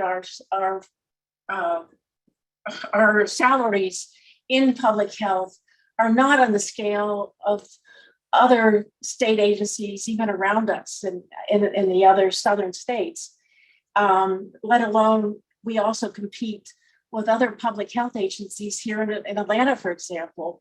And I can't tell you how many people I've trained only to have them go to CDC with an extraordinary increase in salary, but we lost one of our epidemiologists to a school district because they were able to pay more. And when you look at this list of the programs that will be impacted by the pay increase, and it's just really to me a relief to see this here, because and particularly shouting out epidemiology, immunization, the environmental health inspectors have been a key part of all of our work on COVID. The nurses who are providing the vaccinations and tests. This will give them a little bit of added boost, and I hope, can help us recruit and retain these important staff who have done so much, really dedicated their professional lives to protecting the health and lives of Georgians statewide. Next, I wanted to introduce the Comprehensive Care Management High-Risk Pregnancy Pilot Program, which is an AU program. It was thought to be an effective pilot, and they would like to roll that out statewide in partnership with us. It allows text messaging to identify any problems and prenatally.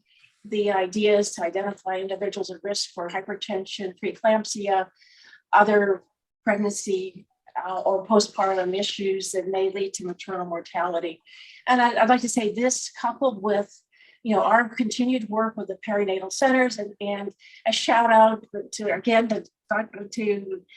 Commissioner Noggle and the increase in Medicaid expansion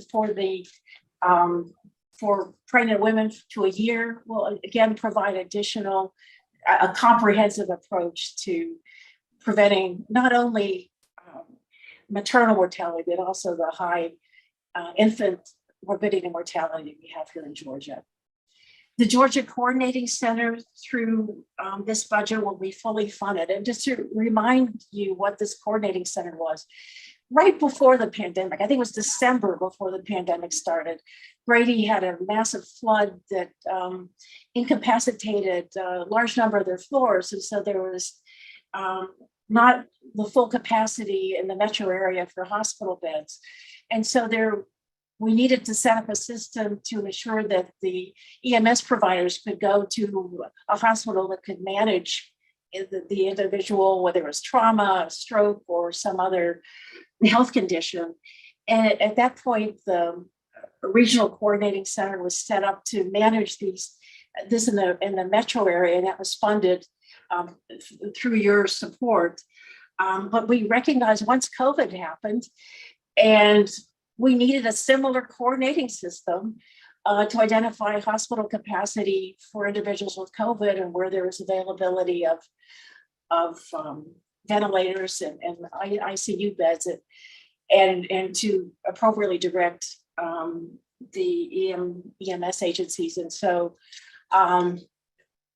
we recognize that a statewide implementation of this coordination would be absolutely essential to truly be able to respond to the pandemic, as we're seeing right now the hospitalizations increase in rural Georgia, even as we speak, because of the Omicron. So this is this fully funds our statewide expansion of the Georgia Coordinating Center, which will be a partnership with all hospitals and centered here in Metro, but will provide statewide coverage. And it's really, I think, a much needed asset to our healthcare system. Our FMAP adjustment is included in our FY23 budget.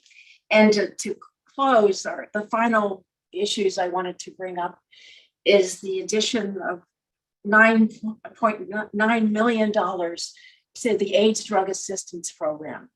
The AIDS Drug Assistance Program provides drugs and also can do insurance continuation for individuals with HIV to ensure that they are on treatment.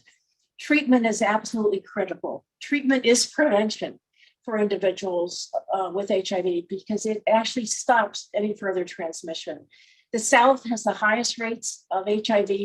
In Georgia, unfortunately, both rural and metro Atlanta have the highest rates of HIV in the South. And so we have been quite improved in our outreach because a Trump administration program called the End the HIV Epidemic, the EHE CDC funded program, gave us additional funding for outreach to identify individuals with HIV infection, but we didn't have the capacity to link them to care immediately and to have sufficient funding for care. And we were at the point this year, which would have been a public health tragedy, in my opinion, to have to start a wait list for people with HIV infection. And that's, inadequate for the community, but also inadequate for obviously the individuals involved. And this $9.9 million, both FY 2022 and 2023 will ensure not only full funding, but provide our full state required match for the federal government to allow us to increase capacity, even as we streamline and ensure improvements in the program. So this is, to me, one of the really most important items in our budget. And the last item is a $45,709 add in FY 2023. This is for the pre-exposure prophylaxis program. PrEP is a medication that you give to individuals who may be at risk for developing HIV and prevents the acquisition, so it prevents the infection from happening. The two counties where the PrEP program was rolled out, this rural PrEP program, Haralson and Towns, were identified because they were the counties with high risk for HIV that may be acquired from IV drug use. Unfortunately, because of COVID, much of the initial work had to be set aside as staff were redeployed to COVID-related interventions. So we're back starting to ramp that up, including developing partnerships with Brunel and other community-based organizations, particularly in towns, to be able to ensure that we can reach as many at-risk individuals as we can with this PrEP pilot. The idea here was to develop a pilot program for how to do PrEP in rural areas, because it's different than doing it in metro. And I can tell you that we have very good PrEP programs in many of our metro health departments, but really had not developed them in many of our rural areas. And we're hoping that this pilot, once fully funded and fully implemented, will serve as the prototype for what we can do throughout the state of Georgia.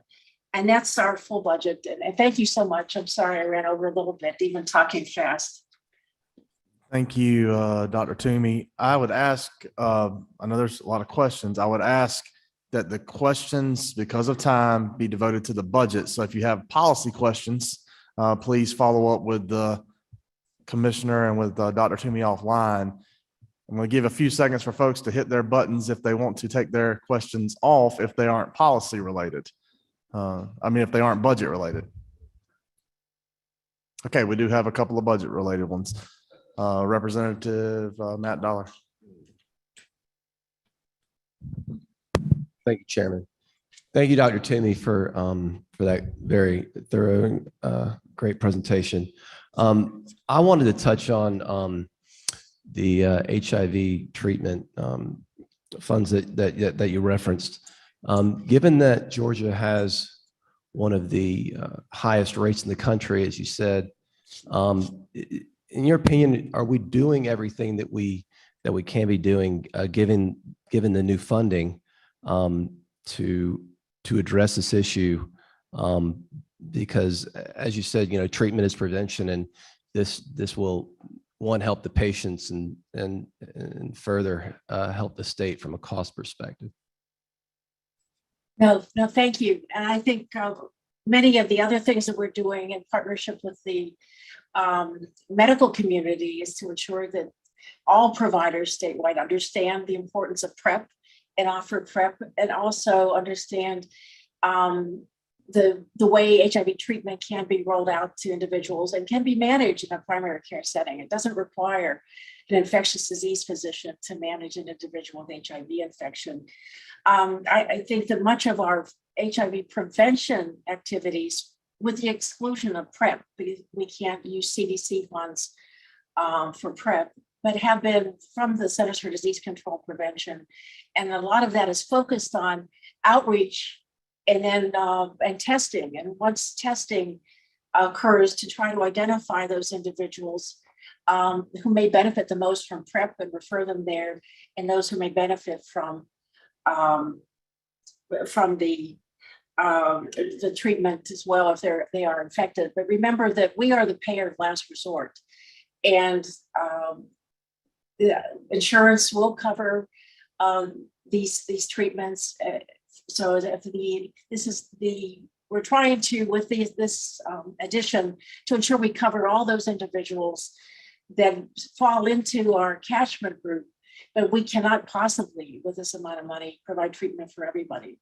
And so there will still be a large number of individuals insured who we hope will access it. And again, that's going to require us to work in partnership with other providers statewide. Thank you, Dr. Toomey. I have a few questions on budget matters specifically that I just want to ask you to please follow up with the subcommittee on. One, last year, I know we did some funding for your computer system, online scheduling of vaccinations. If you don't mind giving the subcommittee an update on that, if those monies were used and where we stand. We also did some emergency funding for a grits update. I don't know where we stand on that, but if you wouldn't mind following up with that on the subcommittee. And also, I know we did emergency funding for the ADAP program then. I'm going to be curious about whether we have resolved our cash flow and financing issues there so that that's not an issue going forward, but please feel free to take those up for the sake of time with the subcommittee. Yes, and it is. I think that this, both program management structure and this particular ad reflects all those changes that you had requested. Thank you so much again for your time. And I don't think we have any other budget questions. Thank you again for what you're doing for Georgians. Have a great day. Our next presenter will be the Commissioner of the Department of Public Health, Commissioner Kaylee Noggle. Community Health, sorry.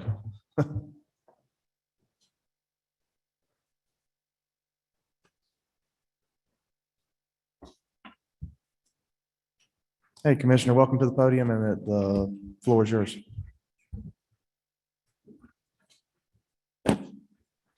Thank you, Chairman Tillery. I was about to say I've had a lot of job titles over the last 2 years, but public health is not yet one of them, at least not commissioner. Good morning again, Chairman Tillery, Chairman Perkle, members of the committee. Thank you so much for the opportunity to be with you this morning. Again, my name is Kaylee Noggle. I have had the pleasure of working with so many of you over the past few years in a number of different roles, and I am pleased to be with you and before you again today as the Commissioner of the Department of Community Health. Many of you also know Ryan Loke, who joins me today. He's probably in the back corner as DCH's Deputy Commissioner and Chief Health Policy Officer. He and I had the privilege of working very closely with former Commissioner Berry and the entire DCH team during the early days of the pandemic, and over the past 2 years as we focused on Governor Kemp's COVID-19 operational response. And I'm thrilled he joined me in this new venture again as well. Also joining me today is Rich Kim, our interim budget director, Brandy Sylvan, our director of government relations, and also Caitlin Ward of our team as well. In terms of our leadership team, thanks to your generous funding and our budget in FY22 to support our expanded capabilities, we've been able to add several new staff members in new or expanded roles, including a new chief compliance officer, a new technology officer, a finance advisor, and I've been able to ask a few others to stay on with us, including our chief of staff and Joe Hood, with whom many of you have worked over the years. Our team's nearly complete at this point, but we're still recruiting for several key positions in both our legal and finance teams. As you know, DCH provides healthcare services to nearly 1 in 4 Georgians through both our Medicaid and state health benefit plan programs. And our FY23 budget will account for nearly 30% of the overall state budget. Because of this, we know it's critical for us to better understand how we use those funds, what we're getting for those dollars, and how we can better utilize our resources to further our mission of providing quality healthcare access and healthcare outcomes to Georgians. I hope you'll soon recognize how our renewed focus on quality, accountability, and transparency results in improved day-to-day operations of the agency, as well as an improvement in our ability to offer you sound policy recommendations and data-informed, actionable insights to support our mission. We know that our ability to make timely payments to our providers is critical, as is our ability to execute contracts and to resolve membership issues. We're working to identify and resolve those bottlenecks, but also working to identify our internal talents and untapped resources. We look forward to discussing more of that work with you in the coming days. Today, I'll share a few agency highlights, take a look at a few Medicaid and SHBP trends, and then review the governor's budget recommendations for the amended 22 and FY23 budgets. First, a few agency highlights. In August, we launched our first public-facing care management organization quality performance dashboard that publishes the CMO's performance achievements in relation to our stated performance goals for review by both Medicaid members and the general public. In FY21, our Inspector General Office identified over 5,000 cases of fraud. And since then, we've piloted and implemented a new artificial intelligence tool that will detect abnormal Medicaid billing practices so that we can identify those potential cases sooner and more effectively. In July, we submitted our home and community-based services plan to CMS for review, which includes a 10% provider rate increase. We've continued the work of our psychiatric residential treatment facility working group, resulting in a rate increase and policy alignments between CMOs, but we know that our work there is not done. And that rate increase is just a first step.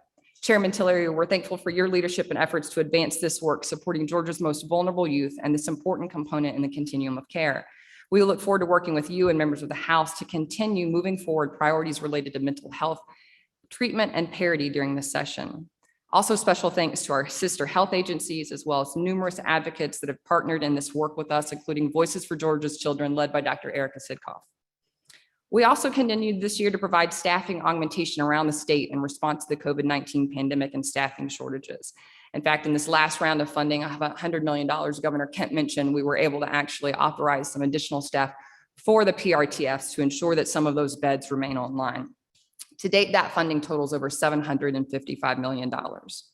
And finally, we've also approved 42 certificate of need exemption requests related to the COVID-19 pandemic so that we're ensuring our healthcare facilities continue to maintain their capabilities to respond to the pandemic. As an overview and a reminder, our FY22 budget includes $3.9 billion in state funds spread across our programs of low-income Medicaid, our age, blind, and disabled, or ABD Medicaid program, Peach Care, and several other departmental units. 97% of our budget is expensed through Medicaid and benefits. On the next few slides, I'll highlight some Medicaid trends we've seen over the past few years. Overall, in Medicaid, we saw a sharp increase in enrollment since the beginning of the federal public health emergency, resulting in an 11% average member growth in FY21 alone. And as you know, all Medicaid members will remain eligible for benefits until the end of the federal public health declaration. This has also obviously driven up our costs as well. This next slide illustrates the distribution of our Medicaid members between our programs. 70% of Medicaid members are in the low-income Medicaid program, 23% in ABD, and just under 7% in Peach Care. However, in terms of expenditures, the age, blind, and disabled population accounts for more than half of our total Medicaid expenditures. We've also begun looking at Medicaid cost drivers over the past few months so that we better understand where our funds are going. In FY21, the ABD program saw a net $5 million reduction in claims, largely due to a reduction in enrollment of 2.8% and a decrease in nursing facility expenditures by 9%, but price increased by 7%. On the low income side, expenses, as you know, consist of capitation payment rates to our 3 CMOs. In FY21, net claims increased by $261 million or 7%, while enrollment increased by 13%. Key takeaway from these few slides is that yes, expenses are up, driven both by enrollment, but also in the cost of services being delivered. In the state health benefit plan, we're seeing similar trends. Growth in expenses dropped sharply in FY20 due to a reduction in utilization of services during the early part of the pandemic.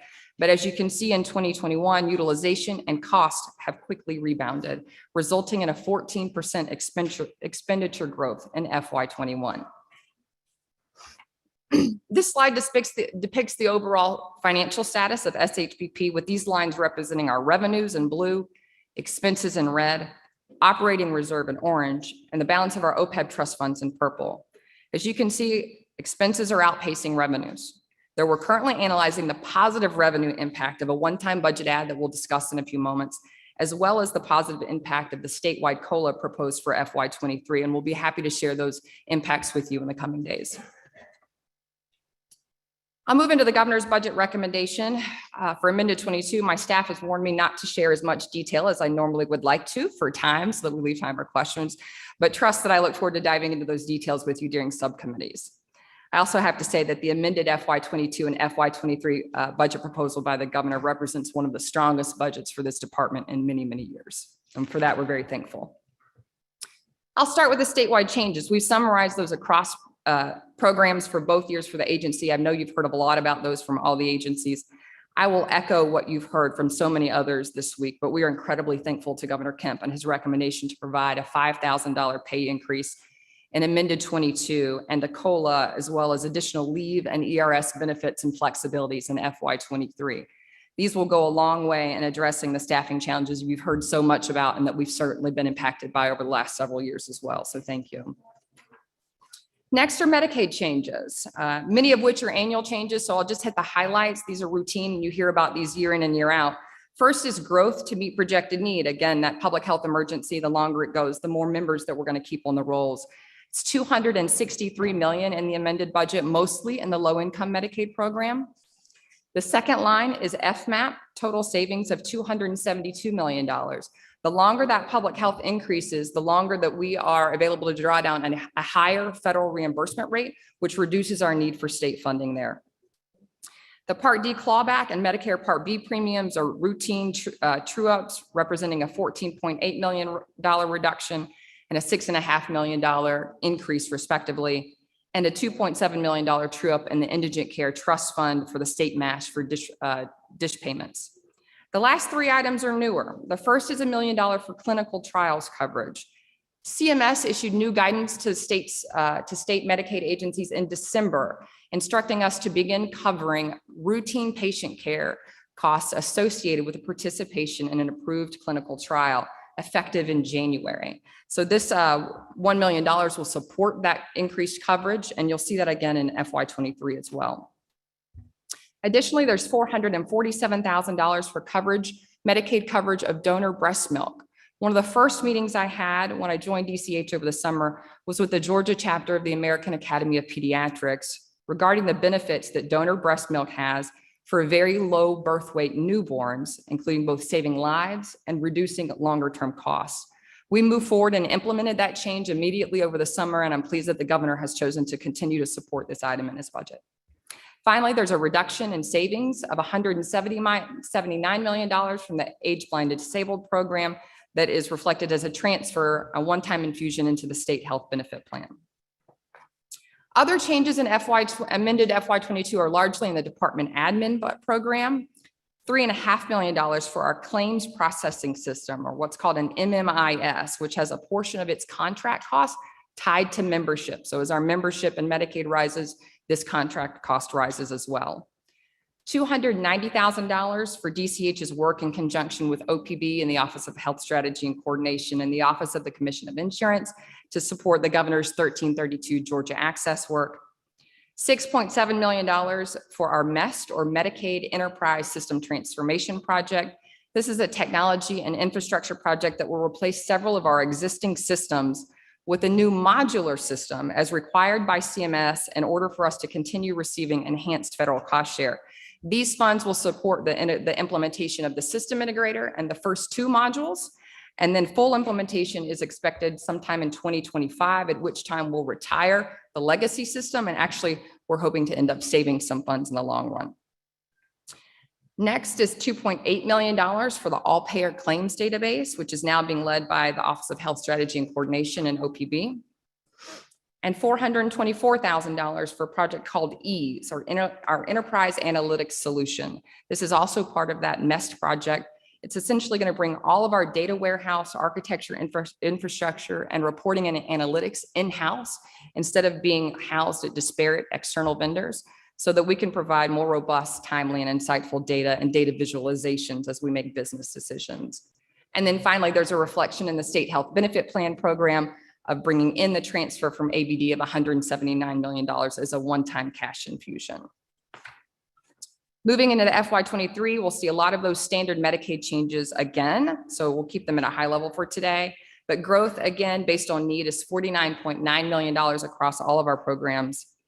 $149 million in FMAP to replace the loss of the enhanced FMAP that's currently in place during the public health emergency. That's planning for an eventual end to that, in which we'd have to replace those state funds that were removed from the budget in prior years. Next is an increase of $87 million to reflect the annual adjustment in our FMAP rate. Our current rate from CMS that's been shared, we're currently at 66.85. That's going to adjust down to 66.02, which will require a little bit additional state funding. A similar change and adjustment for our FMAP rate, going from 76.8 to 76.21. Again, Part D clawback, an increase of 15 million in ABD and 10 million again in Medicare Part B premiums. In the Indigent Care Trust Fund, there's an additional 15.8 million used as, again, a state match to draw down additional DISH funds for our private hospitals. And then the annualization of the cost for clinical trials and donor breast milk. There's also a couple of yes items in our budget in both years, which just trues up fund sources to available funds. Excuse me. The next few items reflect the leadership of Governor Kemp, House and Senate leadership, and many of you. These are really significant changes that are going to help us provide continued access to healthcare over the next year. And FY21 Chairman Burke led the effort to make Georgia one of the first states to provide 6 months of Medicaid coverage to postpartum mothers. And as you've heard, we continue to work on overall maternal and infant mortality rates in Georgia. The governor is now recommending this $28 million in our budget to extend that coverage to a full year. House Bill 163 was championed by Chairman Cooper in 2021 and provides for, quote, express lane eligibility to automate enrollment into Medicaid for youth already receiving SNAP or TANF benefits. And this $39 million will support those increased health benefits. There's $85 million to eliminate an issue that many of us have talked about for a number of years called attestation. This funding will standardize and normalize rates for 108 procedure codes for all providers moving forward, regardless of their prior attestation status, completely eliminating that issue, which is amazing. Next is $11 million for therapeutic services, which is an expansion of behavioral support aid hours for behavioral health, autism, and medical providers serving our most vulnerable and high needs youth.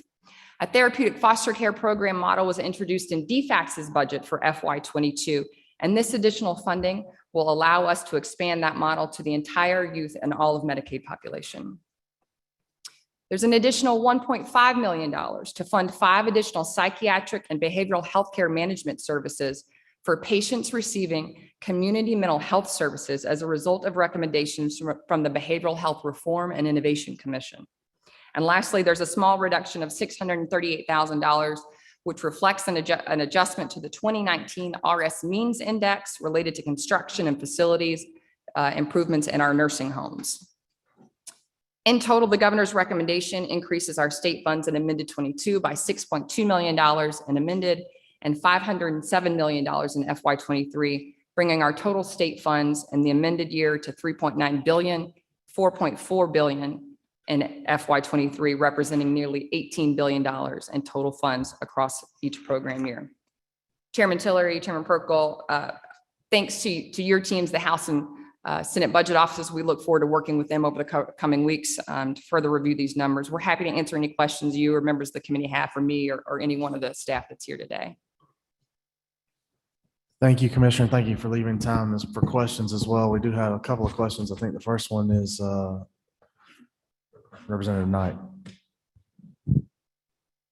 Thank you, Mr. Chairman and Commissioner. I'm glad to see you there. I know we've worked with you in different roles, and I really appreciate your attention to detail. I like your opening comment about data and transparency. And I know, again, you guys, it's very evident that y'all are talking about your renewed focus on access, on quality of care, and transparency, especially within our managed Medicaid parts of Georgia. My question is, and I've got a couple of questions, but my first question is related to, In the current managed care contracts, I know there are provisions that seek to provide a different level of payment for both the CMOs and the providers. And I think it's called a value-based purchasing concept. And that happens if certain quality improvement targets are met. Can you give us an update on those metrics? And are the CMOs, or in fact, if the CMOs are in fact splitting those payments with Georgia's healthcare providers who are really at the front line providing the healthcare as the contract requires? Sure. Thank you for the question, Chairman Knight, and for your comments. You're correct. The current contracts provide for an option for us to use a concept called value-based purchasing, where we would essentially withhold a percentage of the payments we make to those CMOs contingent upon them meeting certain performance standards. There are federal CMS requirements that have to be met in order for us to do that. And we've been able to do it so far in just one of our contracts, the Georgia Families 360 contract. And it has to do with how much we're paying our CMOs. CMS would require that the rates that we pay the care management organizations be actuarially sound, something you know about, without assuming that they would not meet those. They still have to be projected to cover reasonable costs. We are currently paying our management care organizations on the lower end of that scale. So there's only one contract where we currently have the flexibility to do that withhold. We've run some numbers on what that would potentially look like to be able to implement that in the other contracts. We're happy to share that with you. In terms of the Georgia Families 360 contract, where we have implemented that, those are good questions. You know, we did take a look at what those performance metrics were and how that CMO has progressed towards meeting them. And quite frankly, they were meeting them every year, which to me suggests that we didn't have the right metrics in place. And so those were and are in the process of being revamped. We've gone from, I think, 19 or 20 metrics down to about 5, which align with our overall state quality strategy and are in line with the things that we're working on and are implementing those revamped measures this year. The other thing I'll say is that, to your point about how those payments are being paid out, and what I mentioned in a little bit in my opening remarks is we know that contract management and oversight is something that the department needs to do better at. The biggest way that we provide services to Georgia citizens is through our purchasing power, through vendors and contracts. We've asked use some additional resources and retooled some positions to increase our ability to do that by bringing in some external folks to actually hold and to do some further analysis on hear what the contract standards and SLA say, and then compare that to the performance reports that the CMOs are required to submit to us monthly, quarterly, and annually. And we're going to start publishing those. We think that those will be up and available kind of at a first round draft later this spring. We'll be happy to talk with you when those become available. Senator Watson.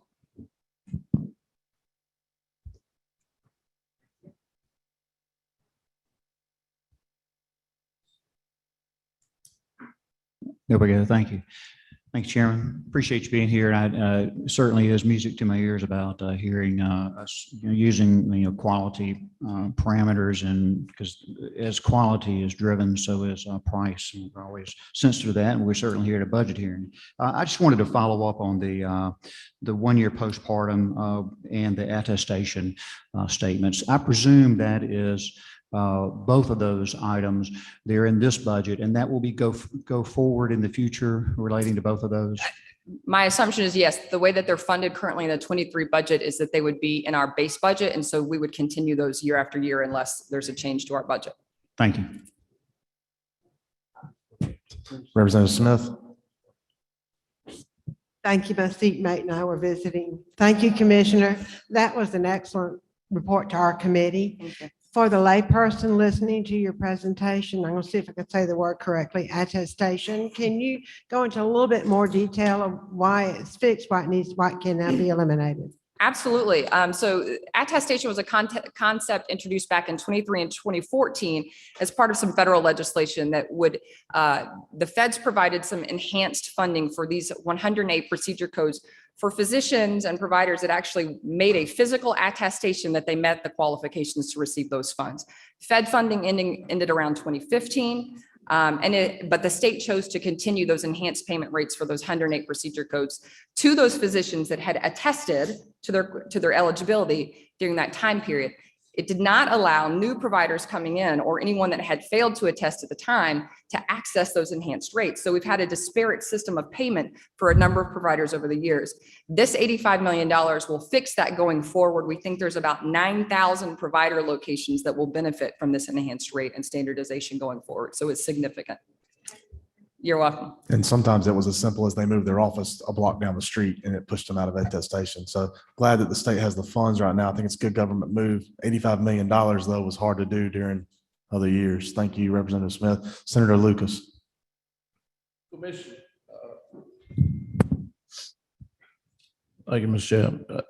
Commissioner, what are your plans when you get a call early in the morning that one of the rural hospitals cannot meet their obligation? I'm sorry, that they cannot what? Can't meet their obligations. You know, I've had a couple of those conversations. And we're continuing to look at what we can do and how we can get ahead of that curve. And so that hopefully avert them from crisis before we get that phone call. I think we've continued to support flexibilities around telehealth. We continue to be supportive and thankful of the Rural Hospitalization Stabilization Grant Committee and funding to go to that. And hopefully the better we get at making timely payments and making sure that we're not the reason, that they're not waiting on funds from us, that it improves their cash flow position and averts some of those issues. But we're always open to working with you on new ideas and certainly appreciate the relationships we have with others that help us kind of stay abreast of some of those issues. Chairman Knight. Thank you, Mr. Chairman. I had a follow-up, and I apologize, but this may dovetail into some of the policies. Dr. Toomey had talked about the vaccine and quite frankly, the availability of the vaccine all over Georgia, so we've got access. Particularly, talking about the chain pharmacies and the independent pharmacies.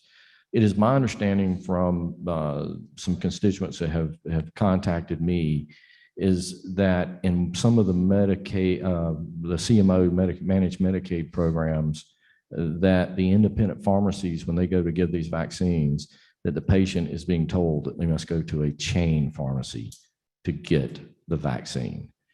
Are you aware of this? And again, this goes back to access, steering, some of the things that this General Assembly has really focused on to make sure we provide quality access everywhere. Sure, I'm not aware of that specific issue. We certainly echo and hear your comments and sentiments around steering. And again, that goes back to how we're holding our CMOs feet to the fire in terms of their contract arrangements, and we'll continue to do that. We'll be happy to look into that specific issue. And if you have examples, we'll take them from you and go take a look. Representative Donahue.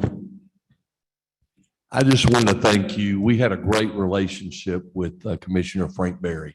He was always transparent. And anytime I needed anything, it was amazing, the transparency. And thank you for continuing that legacy. And I just wanted to bring that out, that you're doing an excellent job, and thank you very much. Thank you so much. Senator Lucas. Yeah, Commissioner, what I wanted to ask you, there's been some question about advanced dish payment. That's usually what happens, and that's what they ask for. Are you going to be able to continue that, or are we going to have a problem? I'm not aware of any current requests for advanced dish payments, but let me go back and check with the team and we'll circle back with you. Well, what I'm saying is usually when they call you, that's what they're asking for in advance in the dish payment. Now, my understanding, there has been some question about advancing the dish payment from CMS. So are we going to have a problem, or are you going to be able to do it as we've done in the past? So I don't misspeak, sir. Let me circle back with our finance team and we'll get back to you on that.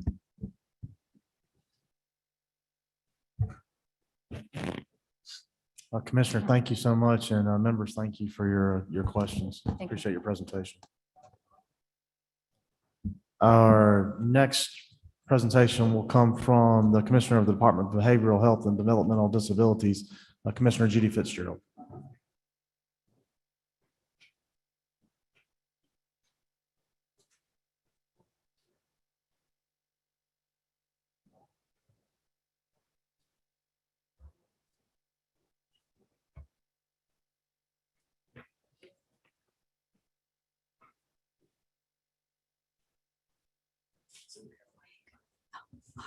Hey, Commissioner, thank you for being here with us today, and the floor is yours when ready. No, thanks. I'm so sorry. Good morning. I'm sorry, Mr. Chairman, you ready? Excellent, great. Thank you. Well, good morning, Chairman Tillery, members of the General Assembly, and very pleased to have the opportunity this morning to bring to you the governor's budget for the Department of Behavioral Health and Developmental Disability. I am also pleased to give a shout out to Budget Workforce, yours, OPB's and mine, who've stuck it out through the weeks of coming to you to bring you a budget. And so I stand before you this morning, and right at the outset, I want to express my appreciation for the emphasis that this body has placed on mental health this year. You all have made it a priority to talk about improved access, decreased stigma, and raising awareness of mental health issues. Because what we know is that the isolation, uncertainty, grief, and loss during the pandemic has taken a marked toll and placed mental health at the forefront of all of our health concerns.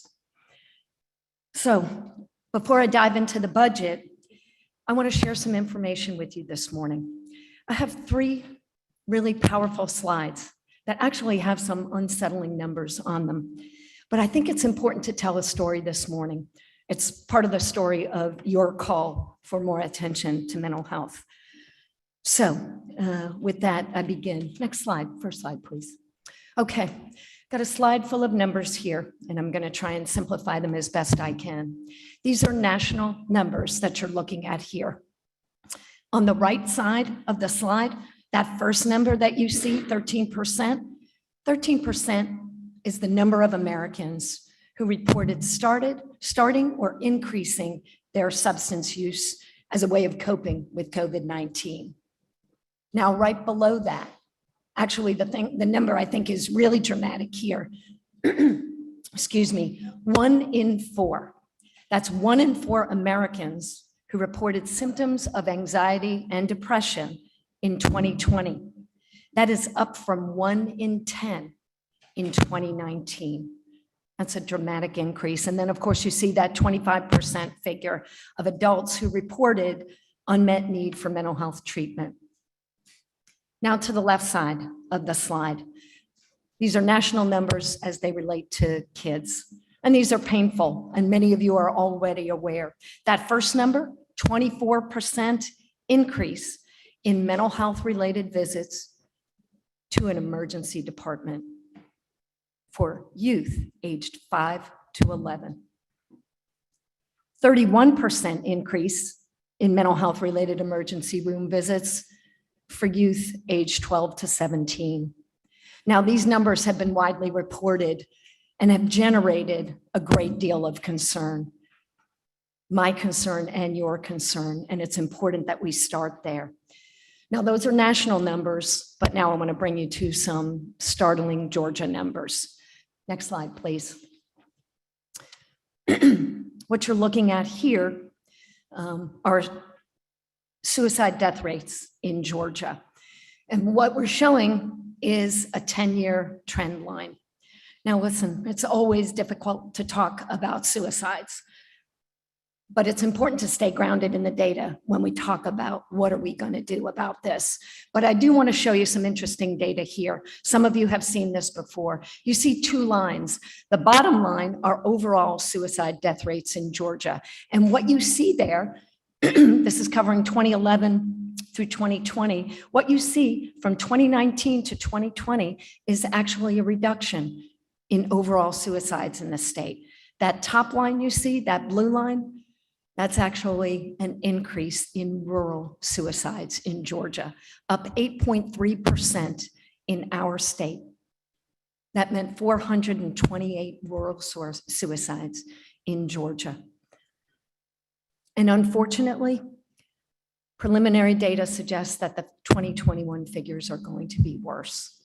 I want us to be grounded in these facts and to recognize the importance of the conversations we're having around mental health.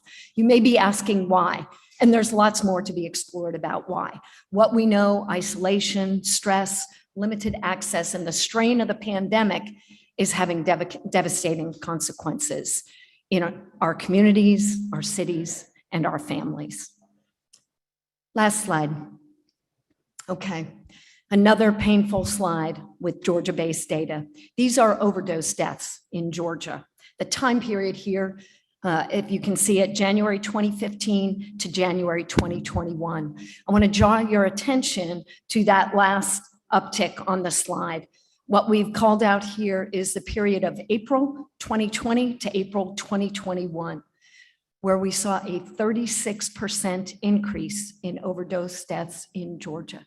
That's 2,086 Georgians who died as a result of the disease of addiction. Now, I want to make a note about the role of fentanyl, which we know has added a lethal component to drug use. But that said, the key reminder here is our advocacy partners are always reminding you and us, the opposite of addiction is connection. And connections were what were difficult for people to find early in the pandemic. So there's a lot to absorb here, but this is what we're going to talk about. How do we foster connections and access? So all those painful numbers, the question now is, where is DBHDD and where are state dollars in this? So let's go to the next slide, please. Okay, I've got a busy snapshot for you here. This is of DBHDD services for FY 2021. You've got a lot of numbers, but I want to show you how some of our investments are making a real life-saving difference for people in Georgia. Because despite those challenges we face, here's what I want you to know, and I'm going to call out just a few of these numbers here. That first one, 24%. Again, the impact of the pandemic, we had an increase of 24% in calls, texts, and chats to our Georgia Crisis and Access line. What you see in the next column, that top number, 20,395, when people call or reach out to GCAL, they try to diffuse the crisis or answer the question. In about 10% of those reach outs to GCAL, we need to send a mobile response. The person is in crisis and they need help now. So you can see in FY21, we actually had 20,395 dispatches of our mobile crisis. That was people met with professional help at that moment of crisis. In the third column, I also want to point to the top number, 32,700.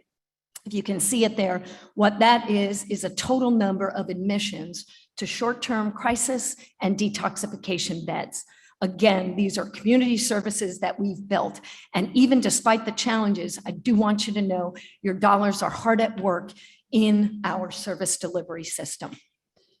A final note on this slide, because there's a lot of important takeaway numbers here. I do want to draw your attention right to the middle of the slide.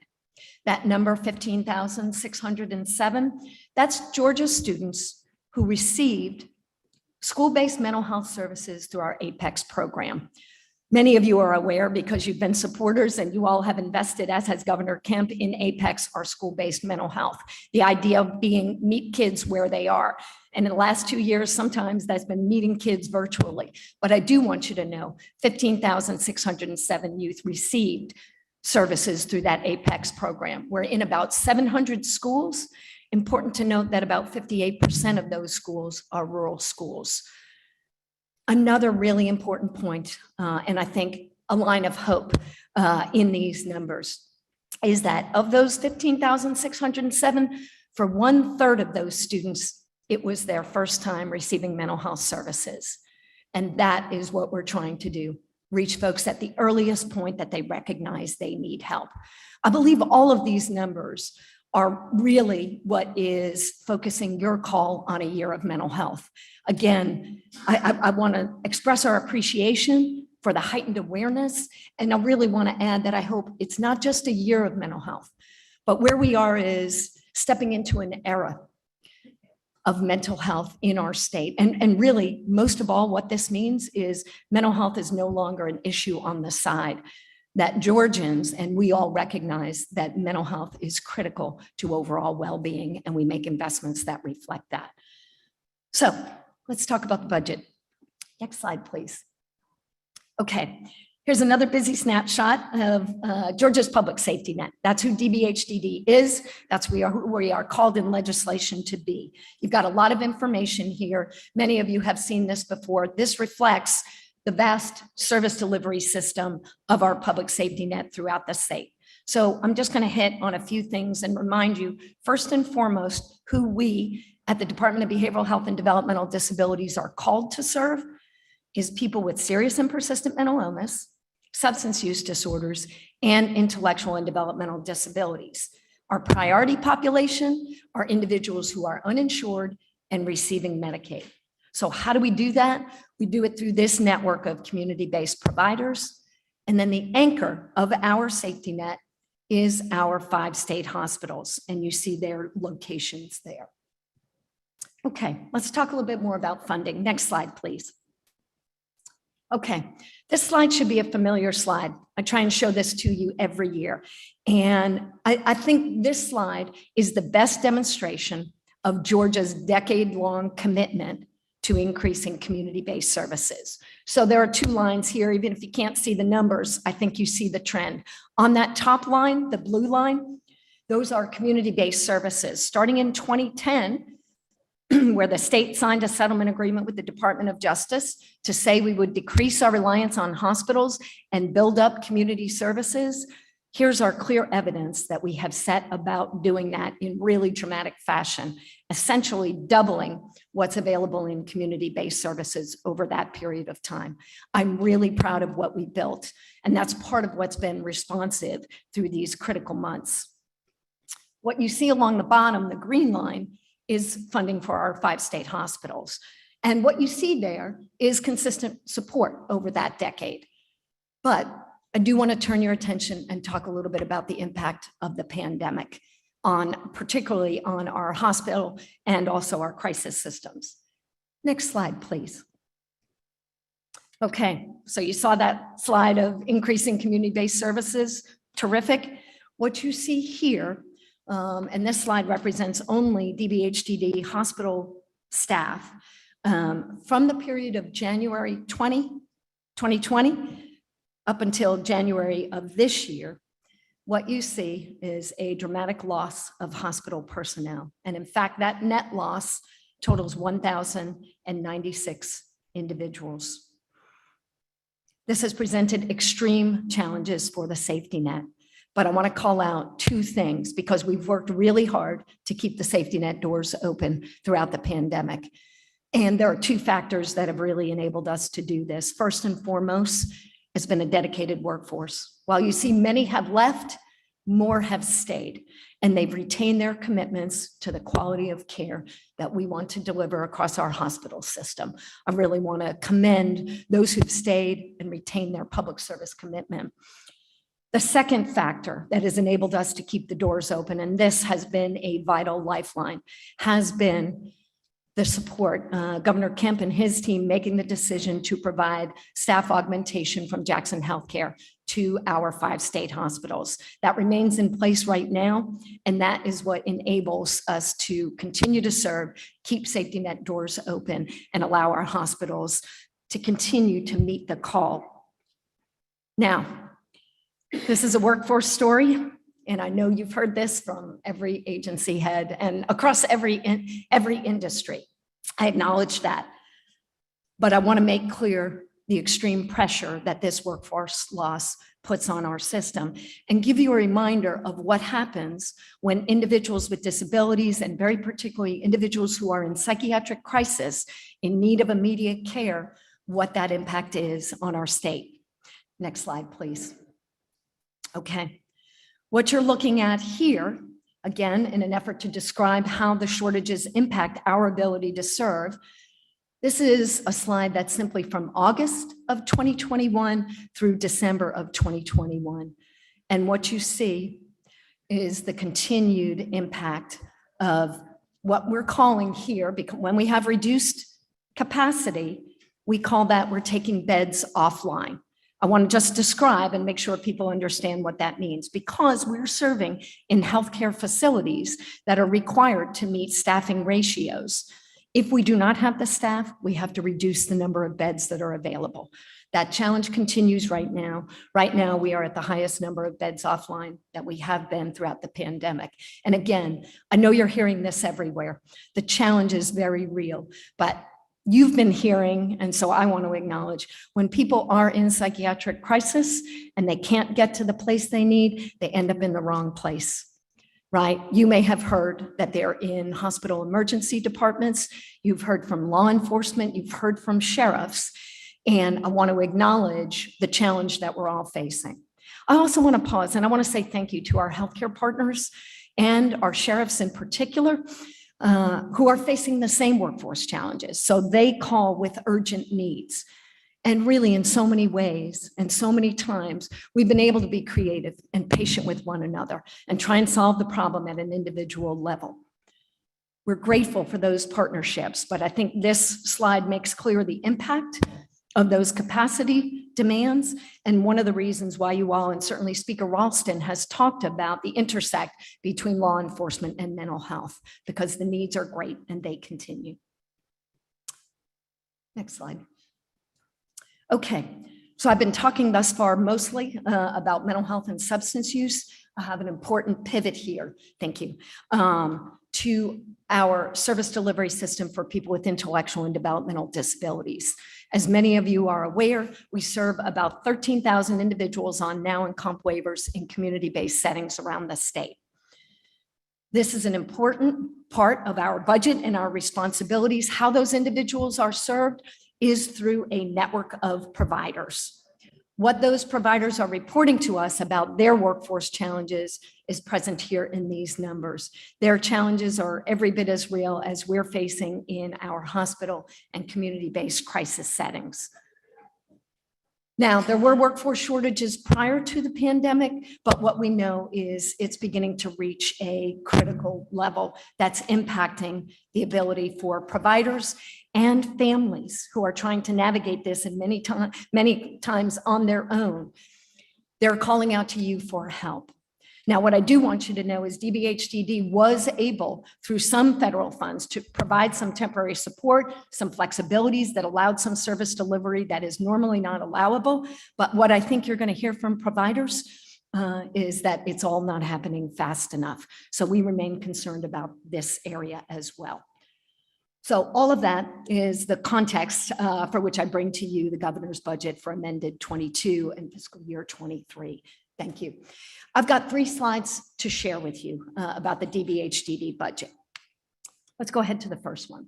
Okay, first one is statewide changes. I'm not going to spend much time here. You've seen this same listing of changes for every agency. What I am going to talk about just for a moment is the importance of the $5,000 investment for state employees proposed in Governor Kemp's budget. All across our system, the increase in demand has been high pressure and has required our teams in every service setting to be relentless in their commitment. This $5,000 recognizes their value, their contribution as public servants, and really, I believe, is an incredible and important boost to the work and recognition of the work that they're doing. So I really want to acknowledge the importance of that. Only 2 other points I want to make on this initial slide. First, you'll see here, the only item we have in our amended budget is that $58 million investment, that first investment in the $5,000 for state employees. So that's our only amended item. The other comment I want to make while we're on this slide, because you're going to see we added a little something different to our slides this year. As I walk through on the next 2 slides, DBHDD's priorities, we tell you what each item is and what the budget allocation is. What we've also done is added a color-coded system. Here's what we want to do. Everywhere possible, show you and tell you how we think this budget investment helps solve a problem. Because I've talked to you today about the challenges we're facing. I do want you to feel like there's a connection to the investments we are making, and we're talking about making, and solving some of the challenges before us. Okay, you'll see that on the next slide. Okay, First slide on DBHDD priorities. And I'll talk about each one of these just so you're clear about what we hope the impact will be. First item, in the category of addictive disease, substance use, and adult mental health, we have a $7.8 million increase in 10% increase in core services. That means outpatient basic services all around the state that will enable, we estimate about 10,000 Georgians, 10,000 more Georgians to access basic outpatient care. That's a significant investment in access. The next two items, and you can see that's coded purple to meet rising demand. The next two items are in the area of adult developmental disabilities. And this relates to investments in our now and comp waivers that enable people to live lives in the community. The first item, 1.9 million, is to annualize the budget for the 100 comp and now waivers that you allocated last year. So we'll annualize that. The third item there is 100 new now and comp waivers. So we'll begin the process of moving 100 more individuals off of the planning list and into community-based services. That's an important, again, interest in meeting the rising demand. Fourth item. This is in the category of adult forensic services. So just a reminder, forensic references individuals who have a mental illness and are involved with the criminal justice system. And what you see here, the program, the pilot program that's being proposed for 2.5 million is for a jail-based competency restoration pilot. So let me just explain for a moment what competency restoration means. When individuals with mental illness commit a crime and they come, as for example, if they come into our hospital, our goal is to provide treatment and also restore them to competency. That happens in our hospital. It also happens in community-based settings. What's being proposed here is something that's happening in a couple of other states where we're actually doing the competency restoration right in the jail. And there are some model programs, one in Colorado that we're looking at and hoping we can replicate here. How that impacts our capacity and allows us to bring more beds online. If we can do that in the jail, it reserves hospital beds so that, again, we can keep hospital beds open and moving. So this is a really important opportunity to do something innovative. Final item. Again, adult forensic services, 15 forensic peer mentors. So in case you're not familiar with that term, a peer is someone with lived experience. They're trained and certified then to work in settings all across our system. We've had peer mentors working with the Department of Correction and Department of Community Supervision. And I'm really proud to let you know that we've got terrific and consistent evidence that when forensic peer mentors are involved, there is a notable reduction in recidivism. The peer mentors are walking alongside that individual, helping to link to housing and other services, and really helping them to thrive in communities after they leave incarceration. So what the intention with the new forensic peer mentors is to go further into the prison system and to partner and to specifically identify individuals with mental illness who are returning to the community. Okay, last budget slide. Second grouping of DBHDD priorities. First item here, you see a 1.3 addition, once again, in an effort to meet rising demand, an enhancement of our Georgia Housing Voucher Program. Many of you are familiar. This has been part of our settlement agreement with the Department of Justice, and undergirding this is just the belief that housing is essential to recovery. So again, we're serving people with serious and persistent mental illness. Our GHV program is actually nationally recognized. And over the last 2 years, we've continued to take steps to digitize, streamline, and enhance the efficiency of these programs and add additional support so people not only access housing, but they remain in that housing as long as they need to move towards recovery and productivity. So that's an important budget enhancement. Item number 2 and number 3, I'll talk about those together. These are enhancements to our crisis system. So as you know, the need for additional crisis services is real. And the fastest and most expedient way for us to increase capacity in our crisis service delivery system is to add beds where we already have a facility. So that's what's being proposed here. In item number 2, the language we use here is to convert an existing crisis stabilization unit into a behavioral health crisis center. That's $3.7 million. Augusta is an area of tremendous need. What this enables, just to be clear, we're adding beds, but those additional beds in a BHCC allow for law enforcement drop-off. And that's been a significant driver and a significant area of interest. Also enables temporary observation beds for people who might not need more than a 24-hour stay. So we're doing that in Augusta. Then you also see an addition in Columbus, another high need area. We have a current behavioral health crisis center, and we're simply adding 13 more beds there in the amount of Commissioner, I know there are a lot of changes in your budget. If you don't mind, I'm going to ask you if you don't mind to speed it up just a little bit because you have a substantial number of questions. Looking forward to it. Okay, last 3 items here. Item number 4, Medicaid reimbursement. This emanates from a recommendation from the Behavioral Health Reform and Innovation Commission. The idea here is to allow providers to bill for more integration of primary care into behavioral health care, which we're finding is necessary for individuals with complex needs. I'll spend just a minute on assisted outpatient treatment, AOT. Because it's been an area of high interest from this body. Essentially, what AOT is a partnership between a behavioral health provider, the judiciary, probate courts usually, and law enforcement. We identify those individuals in local communities who are cycling in and out of care unsuccessfully. We provide additional support and monitoring.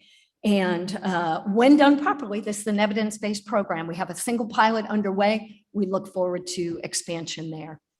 The final item on the budget, capital maintenance and repairs, $5 million. That's specifically across our 5 state hospitals where the environment of care is critical to the quality of services we deliver to patients. Just a reminder, our 5 state hospitals is actually 469 buildings across those 5 cities. So just want to acknowledge the importance of the environment of care and the impact that'll have. The support here is really critical. So with that, that's your whirlwind tour of the DBHDD budget. Thank you so much, Commissioner. You got several questions. I think Commissioner Perkle is going to start. Our Chairman, Kirk Perkle, is going to start. Thank you, Mr. Chair.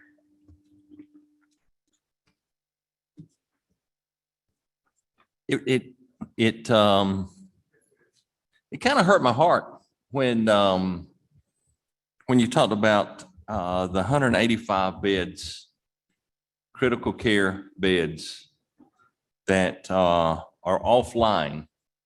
We have capacity for physically, but that are not staffed.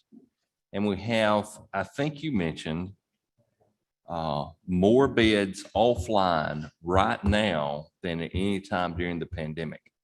And we know that there is a need. We know that our law enforcement, our hospitals are bearing the brunt of having people in their custody that they have no place to send. One question, then one B.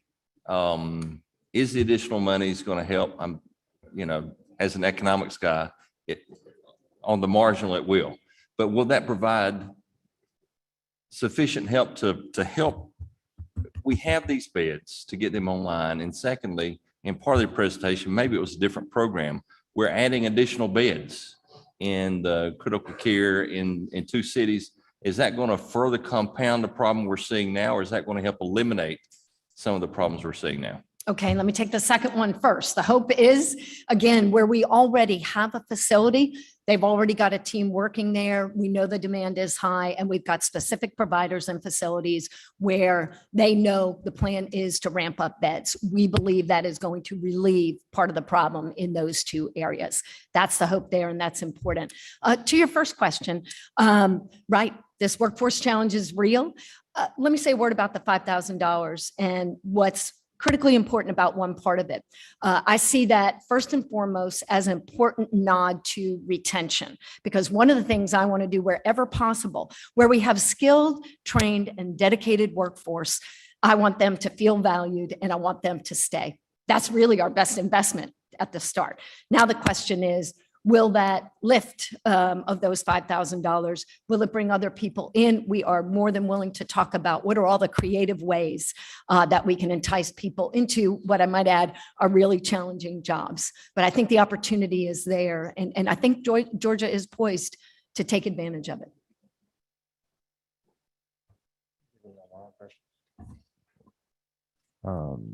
Representative Lee Hawkins. I appreciate all your hard work and everything you've been doing, and also work we look forward to and moving the ABLE account back to Georgia. Steve McCoy has been very appreciative of that and complimenting on you. But my question is this: looking at the budget, Georgia, we're increasing our investment in this area by 10%, and the federal funding stays flatlined. And in fact, it's very dismal compared to the other healthcare areas. Do you foresee any improvement in federal funding for the states? I'm not sure exactly what you're looking at there. Let me just say a couple of words about how important some aspects of federal funding have been in the pandemic. The CARES and ARPA funds, and we have provided a presentation to a subgroup of you, happy to share more, have been put immediately to work. Specifically, I do want to call out children's mental health in particular, as well as addiction dollars. And we expect more out of the opioid settlement agreement. So we do have some areas where we are anticipating a pretty dramatic influx of federal funds to assist. Yeah, I was referring to the 149 million that shows here on your table. I do know that CRF funding has been supplementing some of your areas, but it's still troubling to see that the federal funding is staying flat at 149 million every year, while Georgia's investment is 1,327,000,000. Thank you. Thank you.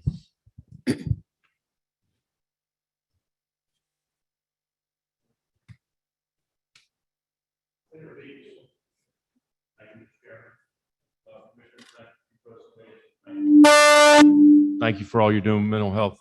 My question is, I know we're under a consent order from the Department of Justice. Is there a plan to resolve that or a portion of that in the works? Yeah, thanks for the question. Like you, there's nothing I'd like more than to move beyond federal intervention. So to be clear, the original agreement that was signed in 2010 put the state under a lot of obligations, both in mental health and people with intellectual and developmental disabilities. The state actually has exited from several obligations that are in the settlement agreement.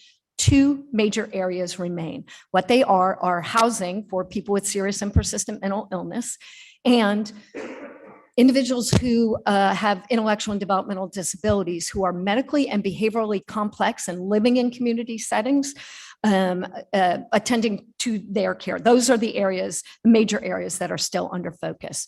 I want to say out loud, we are making substantial progress in both of those areas, most especially in the area of housing. And I think we absolutely have turned a corner. And I will, unfortunately, at some point, I have to leave it to the lawyers to decide about whether that our progress counts as substantial progress to meet their demands. But I assure you, there's a lot of interest in moving forward. Our system change has been remarkable and noted. And if we can find a way to exit as a result of our evidence, I'm looking forward to doing that. Senator Lucas. Jim.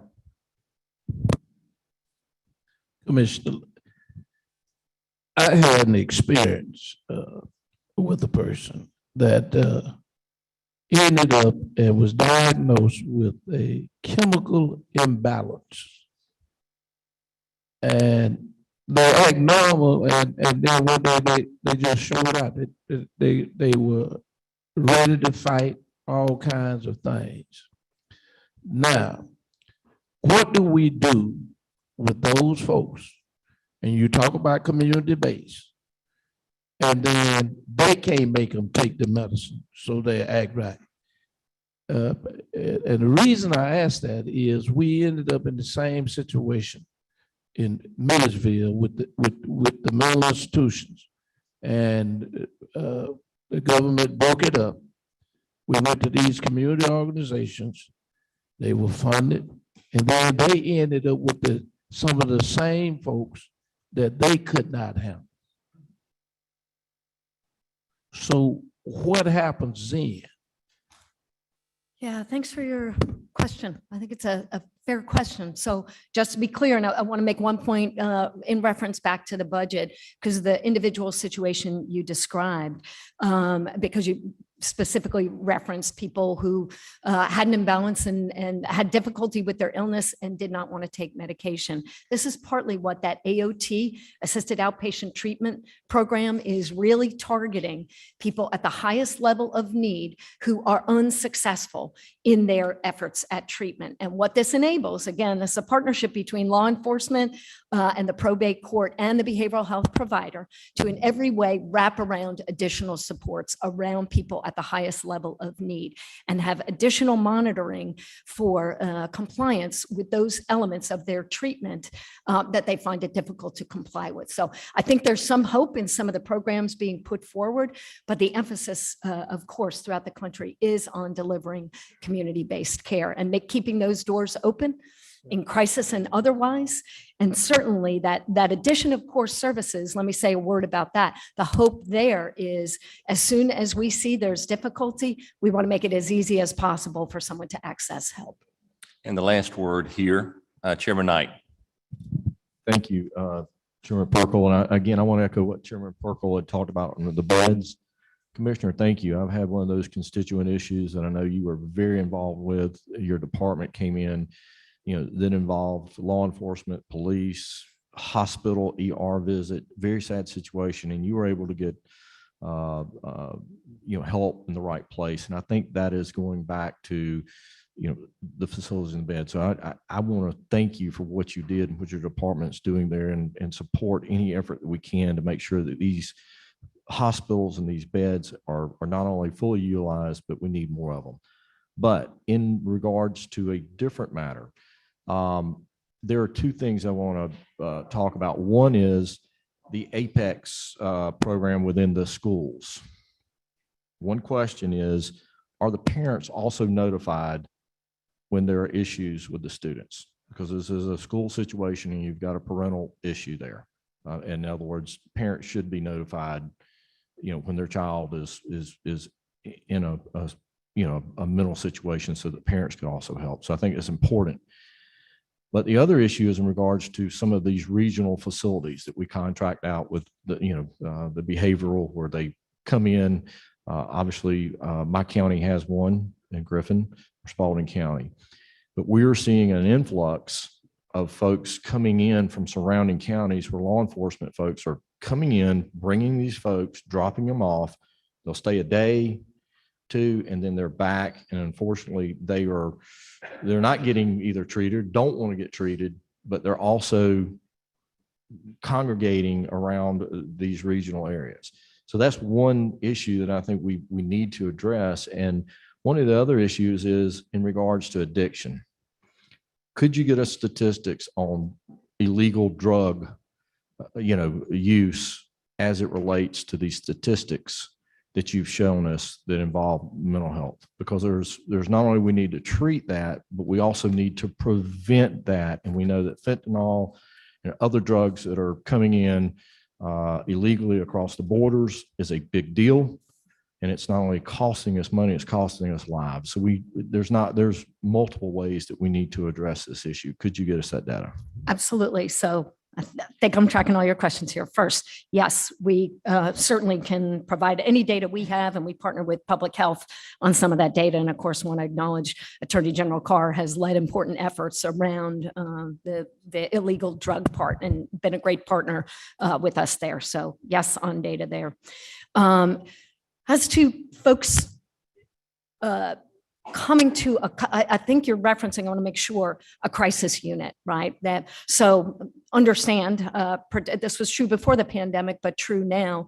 where an individual is in crisis and they need to get to a crisis bed, we're trying to get them to the nearest place possible that we can. And as near to their home as we can is always the goal. But where there's a crisis, we want to meet them at that level of need as quickly as we can. That's what the hope is. The hope is also then to link them to community supports in their home community. And so that's what the goal is. That's what the discharge planning is to be about. But again, just the effort is to make those connections as we, as folks discharge from the units. One follow-up piece of data, Chairman, if I will, and it'll be very quickly that you can add in. We're also anecdotally heard in hearings, a couple of hearings right before session. And we're also hearing anecdotally that a lot of these people that are coming in from other states. And that we're seeing a high number of folks who are coming to Georgia. And we're also anecdotally hearing that other states' reimbursement rates for mental health is lower than ours. And is there a correlation? What is behind a lot of people coming to Georgia with mental health issues instead of them, again, going back to their home place, their state of residency and seeking treatment there? Could you get that data or maybe and briefly speak to that? What I can say briefly, I don't have the data before me. We did look at that where I had heard the same anecdotally a little bit more. There were some changes that were made. One of the biggest ones was the state of Alabama made a really big investment in their crisis services.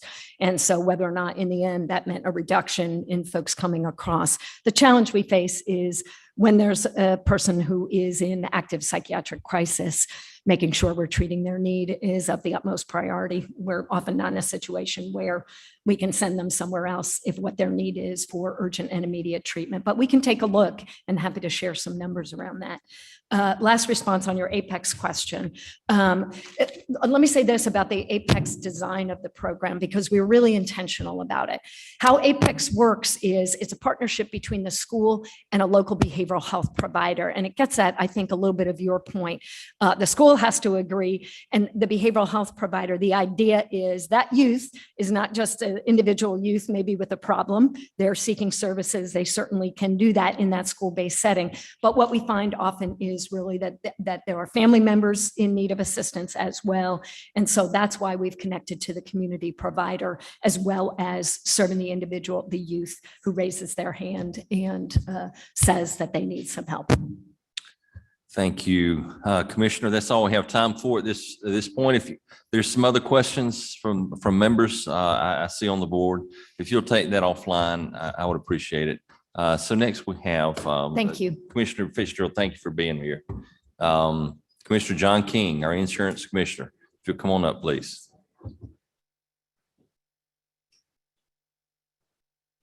Yeah.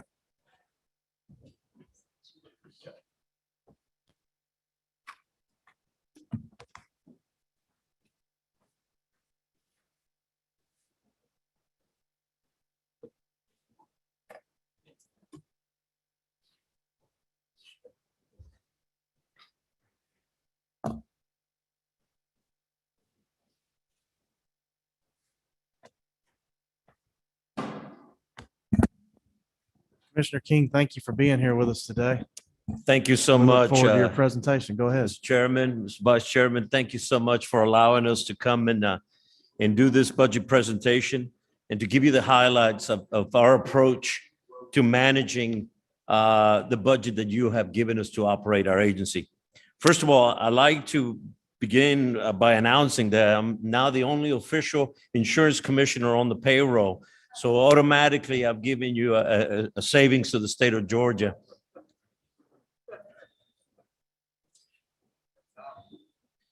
In all seriousness, we've made some significant progress over the last few years, and we look forward to continuing to be good stewards of the tax dollars. Commissioner, hold up just a second. If we can have someone shut that door, that would be awesome. Thank you. And I look forward to continuing to be good stewards of the tax dollars that you've entrusted us with.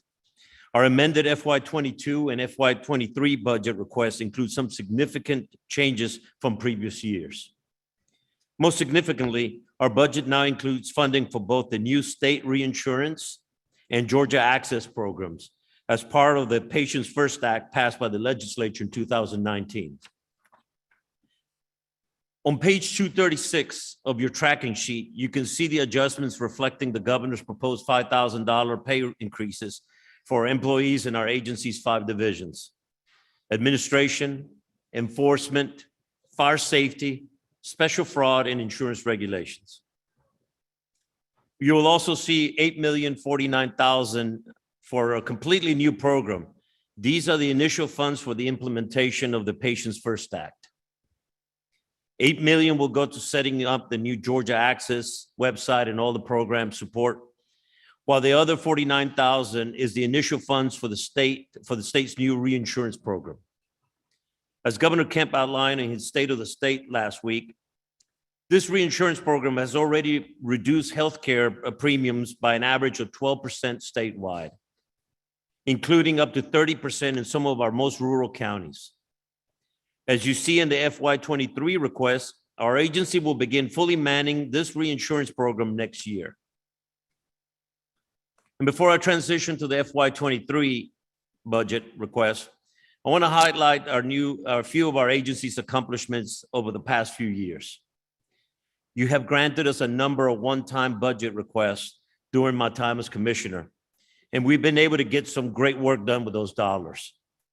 In 2020, you provided us one-time funds of $125,000 to implement a surplus lines automation system, an online system that makes it easier for insurance to report policies to our office for tax collections. This online system replaces a former inefficient paper process that often resulted in mixed tax collections. We were able to implement the system in January of 2021, and after an adjustment period for the companies filing these policies, will be fully in effect in FY23. Our initial projected revenues were between $500,000 and $5 million, but I'm excited to announce today that FY22 collections are already over $13 million thanks to this new system. That's $13 million of new revenue directly to the state treasury from a $125,000 investment. We're also use new funds that you provided us to strengthen our agency's IT infrastructure and improve cybersecurity. We are the second largest revenue generating agency, bringing in over $1.3 billion annually. Yet when I took over, we were collecting these dollars either through paper checks or homegrown systems and a website built in the 2000s. With the funds you provided us, we've been able to upgrade these systems and move our agency in the 21st century. We recently launched our Georgia Insurance Management System, which let us move from processing paper checks to accepting online payments from everything from agents and agency license applications, staff adjusters, and name approvals. We've also implemented CitizenServe, a web-based cloud system that allows our safety fire division to electronically accept building plans, permits, and licenses. Effective July 1st of last year, CitizenServe also allows us to digitally track inspections from buildings, elevators, escalators, and boilers. This new system has already helped us to discover and address previously unknown holes in our inspection process to better serve the people of the state of Georgia. We also rolled out a new online system that helps us better collect and organize legal documents and more efficiently process open records requests from media and from citizens. This system also allows us to implement our new surprise billing authorities that we recently received as enacted by the state laws and by federal laws. Our safety fire side, we've moved to a new system for Georgia schools to report the required fire, tornado, and other safety drills to our office. This system is free to the schools. We're also responsible for providing fire safety training to all caregiver professionals in Georgia. Our new system is more user-friendly for caregivers and allows us to better track those certificates to ensure the training is up to date. On the operations side, our new SharePoint applications allow us to more efficiently track internal documents such as purchasing invoices and HR files. And finally, before moving to the FY23 budget request, I want to highlight two important divisions of our agency who are working directly for Georgia consumers every day: Consumer Services and Special Fraud. Thanks to the General Assembly, we've been able to add additional staff and resources to these two divisions. Our Consumer Services team works every day to answer insurance questions and helping us resolve disputes between insurers, agents, and policyholders. Thanks to their hard work, in 2021 alone, our agency recovered over $17.7 million from insurance companies back to the pockets of hardworking Georgia families. Our Special Fraud Division is made up of certified sworn law enforcement officers who investigate illegal insurance activities perpetrated by companies, agents, and individuals. In 2021, Special Fraud received a 156% increase in assigned cases and saw a 269% increase in arrests for charges ranging from insurance fraud to forgery, criminal damage to property, and exploitation of the elderly. Special Fraud recovered over $2.6 million for victims in 2021. I see my job as first being and foremost Georgia's consumer advocate, and your support has allowed us to better accomplish that goal. Moving to fiscal year 2023, on page 237 of your tracking sheet shows the budget changes for our administration, enforcement, and fire safety divisions. For the administration and enforcement, the only changes reflect the governor's proposed $5,000 pay increase in retirement and earned leave changes. For the fire safety section, you can see nearly $1.2 million in increase for pay raises and retirement and earned leave changes. An additional $800,000 reflects a transfer for the insurance regulation program, and we will fund 10 new inspectors. 3 of them will be building inspectors, 1 fire investigator, 4 safety inspectors, 1 manufacturing housing inspector, and 1 hazardous material inspector. Moving on to page 238 of your tracker, you will see $277,000 in special fraud for pay raises and retirement and earned leave changes. We've also requesting $825,000 for 5 new positions and operations. This will complete our 2-year plan to fully staff the division. These positions include 1 compliance officer, 3 fraud investigators, and 1 financial forensic auditor.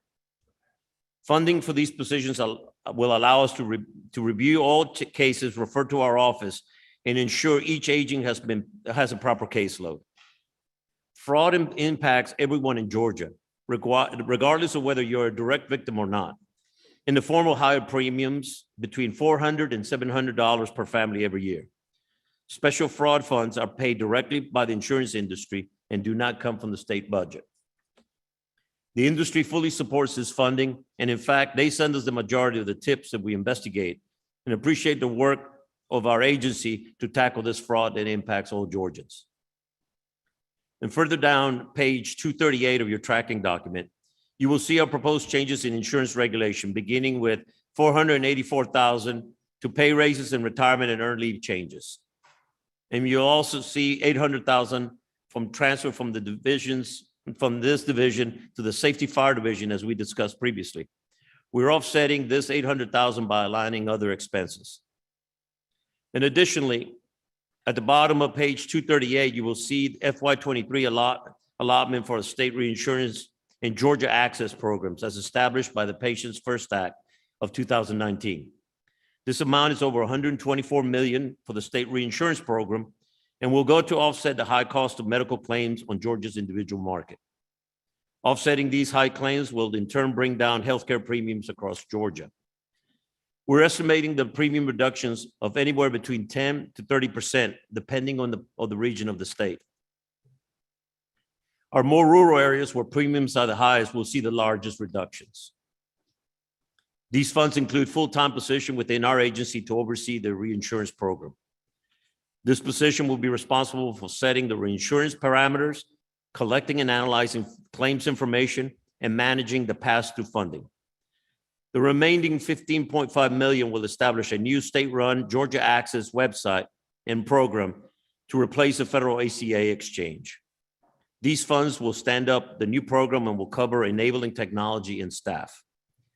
Under the Georgia Access, our office will be responsible for overseeing the individual market, certifying offered healthcare plans, and regulating how consumers shop for and enroll the health plans on this market. I thank you again for the opportunity to present our agency's priorities and how we worked and how we've been shown to be able to work on behalf of Georgia consumers. The support of this committee and the entire General Assembly is essential for us to be able to accomplish our mission, and we are grateful for this partnership. I will now open it up for any questions, Mr. Chairman, Vice Chairman, and I have here my financial officer, Chad Davella, to answer any of the technical questions, sir. Thank you, Commissioner. Appreciate you, your presentation today. We do have a couple of questions. Representative Knight.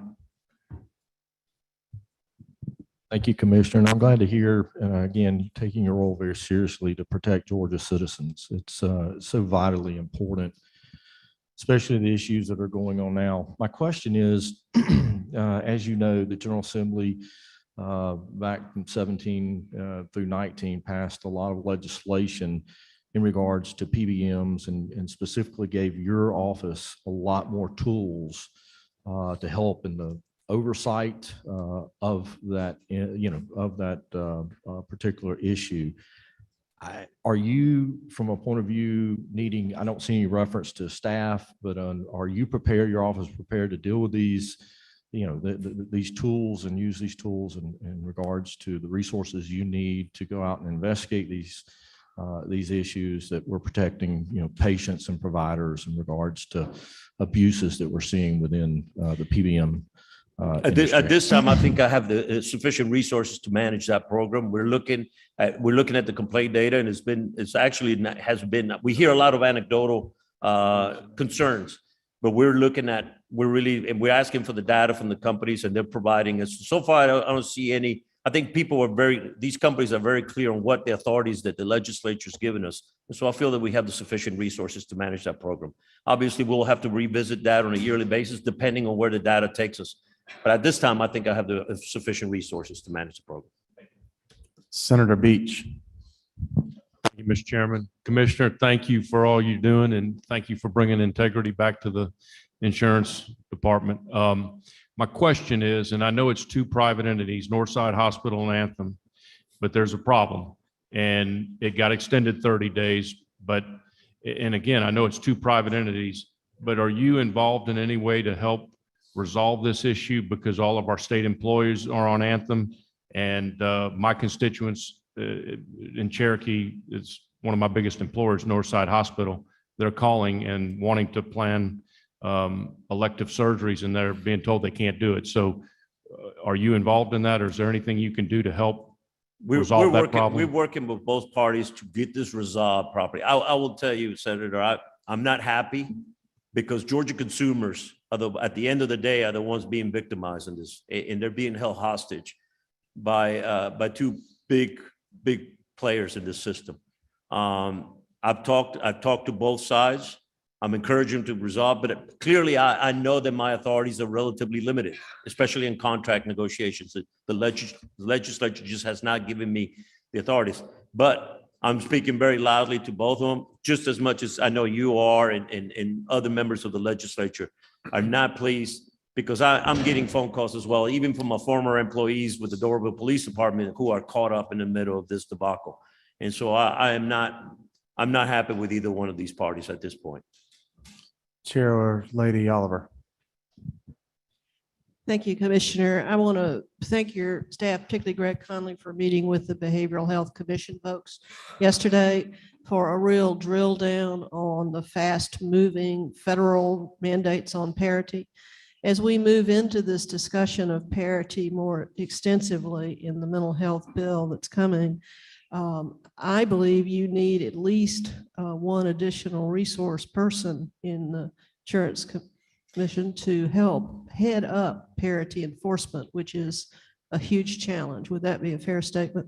Yes, ma'am. Of course, I'm not going to turn down any additional help. This is too important and I know I have a piece of this. This is a multi-agency approach. I know this is a priority not only to the governor, but to the speaker as well, as I know it is. And as a former chief of police, I know who ends up dealing with folks in crisis. It ends up being a law enforcement, and they're ill-equipped to deal with this. So obviously, any help, we're studying right now what's coming out of the federal pipeline, but we're also looking at what's going to result out of the legislative action that you all are contemplating at this point. But I could obviously use the help, and we need to generate that data. The federal mandate to me is clear, and the Georgia enhancement of that is coming, I hope, pretty quickly. So we'll be working together. Thank you very much. Thank you, ma'am. Representative Donahue. Commissioner, I want to thank you. Senator Beach hit my main question. Every day it seems that people are reaching out with the negotiation of Northside and Anthem. Actually, this affects me. I was looking at knee replacement and now can't do that. But I want to reach out really to let you know, thank you for the transparency. Anytime we reach out, you're there. That means a lot. I have constituents I spend quite a few hours every week dealing with problems, and you're always an open door policy. And people need to know that because it's not always been that easy. And that's something that is noted, and I do thank you for it. Well, thank you for the opportunity. I take this mission, it's very important. And ultimately, I serve Georgians, and regardless of what their background, and we take a lot of pride. We are a service agency, and we look forward to continuing to serve. Thank you. Commissioner, I have an additional question. Recently this legislature has taken up PBM legislation. Did we task your department with follow through and enforcement of that legislation? And if so, is there any other additional resources you need there? So far right now, Mr. Chairman, I think we have the resources necessary right now. We're in discussion with all the PBMs about, gathering the data. We're monitoring very closely the complaints coming in.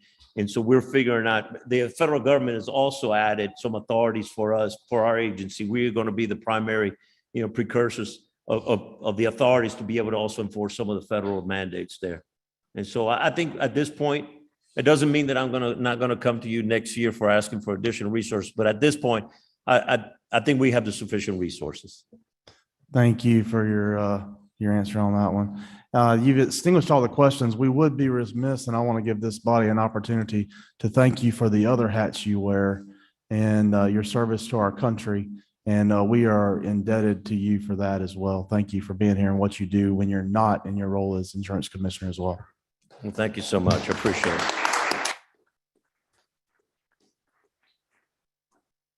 Thank you again.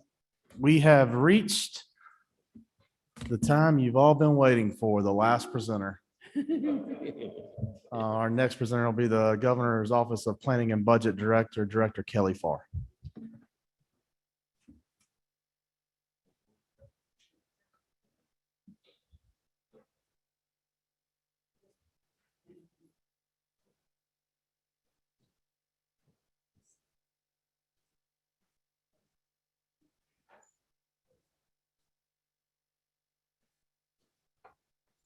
Director Farr, welcome to the podium, and the floor is yours.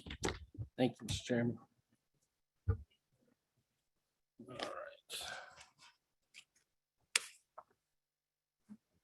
right, good morning. Chairman Tillery, Chairman Perkle, Chairman Burke, and members of the committee. I want to thank you for the opportunity to appear before you today. I want to begin this morning by offering my prayers and condolences to Chairman England, his wife, and their family. While serving as OPB director, we have seen some dramatic year-over-year shifts in the budget. I can recall April, May of 2020, the meetings with Treasurer McCoy, his team, Dr. Dorfman, and others reviewing the dire cash flow projections with red everywhere. As we have those same meetings today, they are considerably more positive and include a lot of green. None of that would have been possible without the strong conservative leadership of this body and the governor. As the governor mentioned in his comments earlier this week, he is more optimistic than ever about the strength of the state's economy. And as a result, his budget makes historic investments in our education systems to ensure that we are fully meeting our obligations as a state to our teachers and students, while also making some additional tremendous one-time investments across a number of budgetary areas. The strength of our position today would not be possible without the partnership the governor and OPB has had with each of your committees. And I specifically want to thank Chairman England, Chairman Tillery, Director Wigton, Director Debussy, and the staff at the House and Senate budget offices. You all have helped us and the state navigate those difficult financial decisions we've had to make over the last 2 years, and we are grateful and better off for your help. I know how precious your time is and the number of commitments you all have, but you've all been willing to carve out time to offer your support and thoughts. I am personally thankful for all the advice and leadership that you all have provided to me. There are a number of items in the governor's budget proposal that are a result of this collaboration and these discussions. Addressing maternal mortality by lengthening postpartum Medicaid coverage for new mothers from 6 months to a year. Removing attestation requirements for Medicaid physicians to level the playing field on reimbursement rates for providers. Establishing a high-demand career initiative program to expand apprenticeship opportunities for use. Increasing the percentage of tuition covered by HOPE to help our students access affordable higher education opportunities.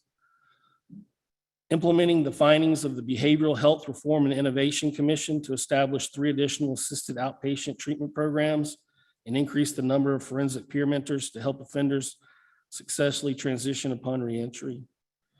Increasing staffing and equipment for both our crime labs and medical examiners to address forensic backlogs, and dedicating over $200 million in fees to newly established trust funds to ensure they are used as intended. And this is just to illustrate a few of the initiatives that are in the budget. I truly appreciate the feedback and insight that I've gotten from each of you over the past summer and fall ahead of the governor introducing his budget. And I hope that we will continue this close working relationship between all of our teams going forward. You've heard this week from many of our large state agency heads on the number of initiatives included in this budget. However, I want to take a minute to highlight a few items I think really showcase the good government and continued conservative fiscal management of the state. Within the Department of Administrative Services in the amended budget, you'll see $150 million to negotiate settlements on outstanding workers' compensation claims, some of which have been pending since the 80s.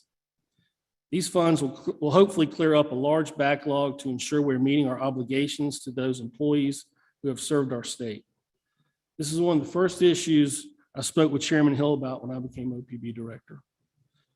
With the continued championing of this issue by a lot of you, I'm glad to see this make it into the governor's budget proposal.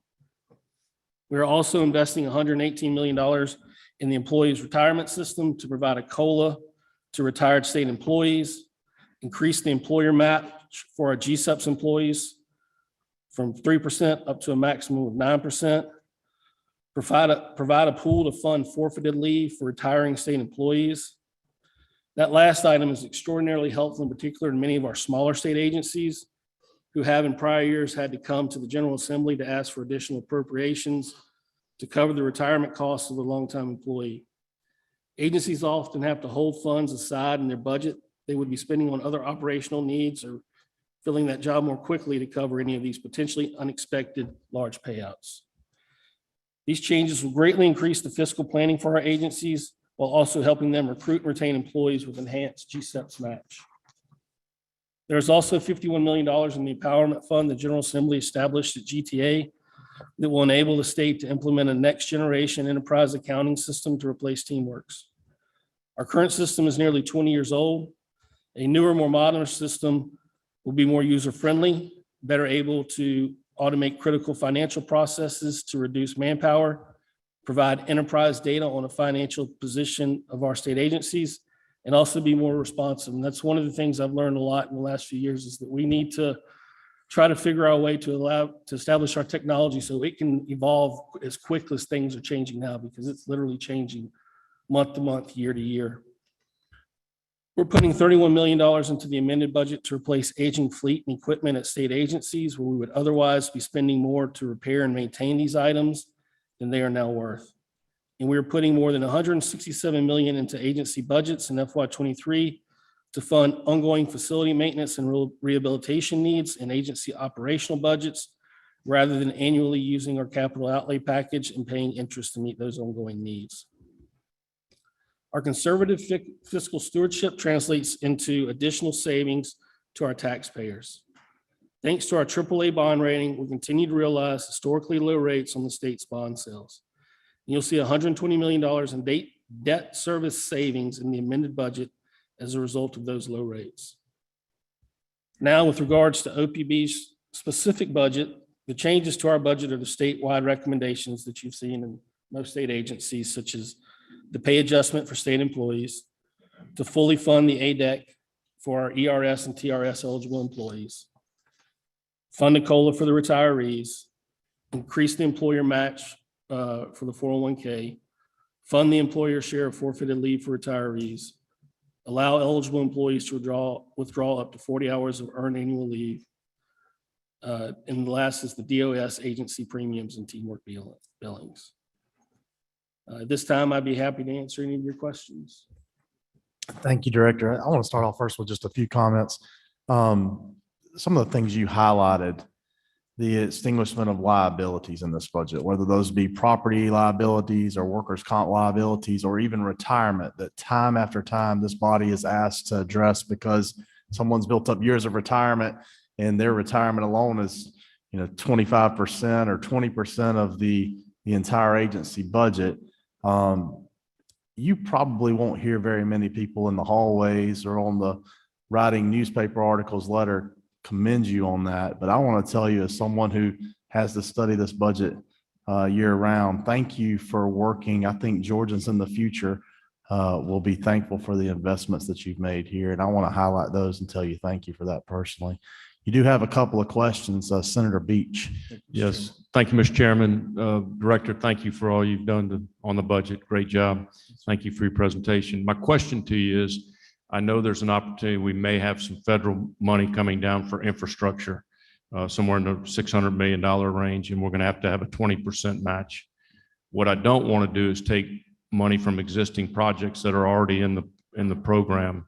Do we have a game plan for that if that money does become available? I don't want to take House Bill 170 money that's already ready to be implemented just to meet that match, but I don't want to not take the 600 million. I think that's a question best for DOT, but I would say that DOT, through all the different funding mechanisms it has available for it, whether it is money that they have at the Treasury or money they have for motor fuel or HB 170 or rideshare fees or whatever, I would feel confident that they have the flexibility to manage whatever additional match may be necessary. In addition, these additional 600 million is also spread over a number of years, right? It's not just this first year. Yes, sir. I thought we had another question, but it went off. Senator Lucas, was that? Senator C was ready to cut you off, though. I tell you, you got to watch your colleague over here. Director, I want to ask you a question. There's talk of exempting veterans retirement in Georgia. You have any idea what kind of money we are talking about? There was a fiscal note done on it. Maybe off the top of my head, I remember around 70 million. Okay, I just wanted to figure out. I mean, when you take money out the general treasury, you got to find a way to put some back in. Are there any questions online, Chairman Perkle? No, sir. Director Farr, there are no more questions in the room. Thank you so much again for your presentation. Appreciate you being here today. No, thank y'all. And I sincerely appreciate y'all's partnership. I mean, a lot of the ideas that you find in this budget proposal came from a lot of conversations with y'all. So, I'm glad you said that. I also want to thank the governor and thank you that I have heard that same comment from many of the members that they feel that they saw reflections in this budget of things they had brought up in years before. And the comment that I heard, the word I heard most was possibly listening. And I want to give your department credit for that as well. Thank you. Members, thank you again, Director. Thank y'all. Members, we have reached the end of presentations from department heads. I want to tell you all, thank you so much for sticking with us over the past 3 days. I know your role is vitally important to the citizens of our state as we work through this budget process. And as you now move into your subcommittees, for those who are listening who may not be as familiar with the budget process, the budget work does not stop here. It actually begins. And the members who you've heard ask questions, among others, will now roll into subcommittee roles on the House and the Senate, and will ask these same questions and more in much greater detail as they can break down the various elements of the budget as we work for you, the citizens, the 11 million citizens of the state of Georgia. And thank you for allowing us to do this on your behalf. There is a meeting after this meeting. As you know, we will break for lunch, but as required by federal law, the federal block grant hearing will begin again at 1 o'clock as advertised in the statewide newspaper. And at that point in time, I believe Chair Lady Dempsey and Chairman Watson will be presiding. We thank you for the time they're going to put in then. And you are all welcome to join back at that point in time as well. Commissioner or Chairman Perkle. Commissioner, I don't know where that puts me, but today's presentations, last housekeeping announcement. Today's presentations, the video presentations for the entire week are archived on the House website. So those that you missed, those that you'd like to go back, they will be archived. They will be available. There were some very good presentations. And as the chair mentioned, House subcommittees will be reviewing the fiscal year 22 amended on the schedule beginning next week. So watch your calendars. We've got a lot of work to do. You're so very diligent. Thank you for your diligent questions and staying awake and for what you do for this great state. Chairman? That is all. We stand adjourned.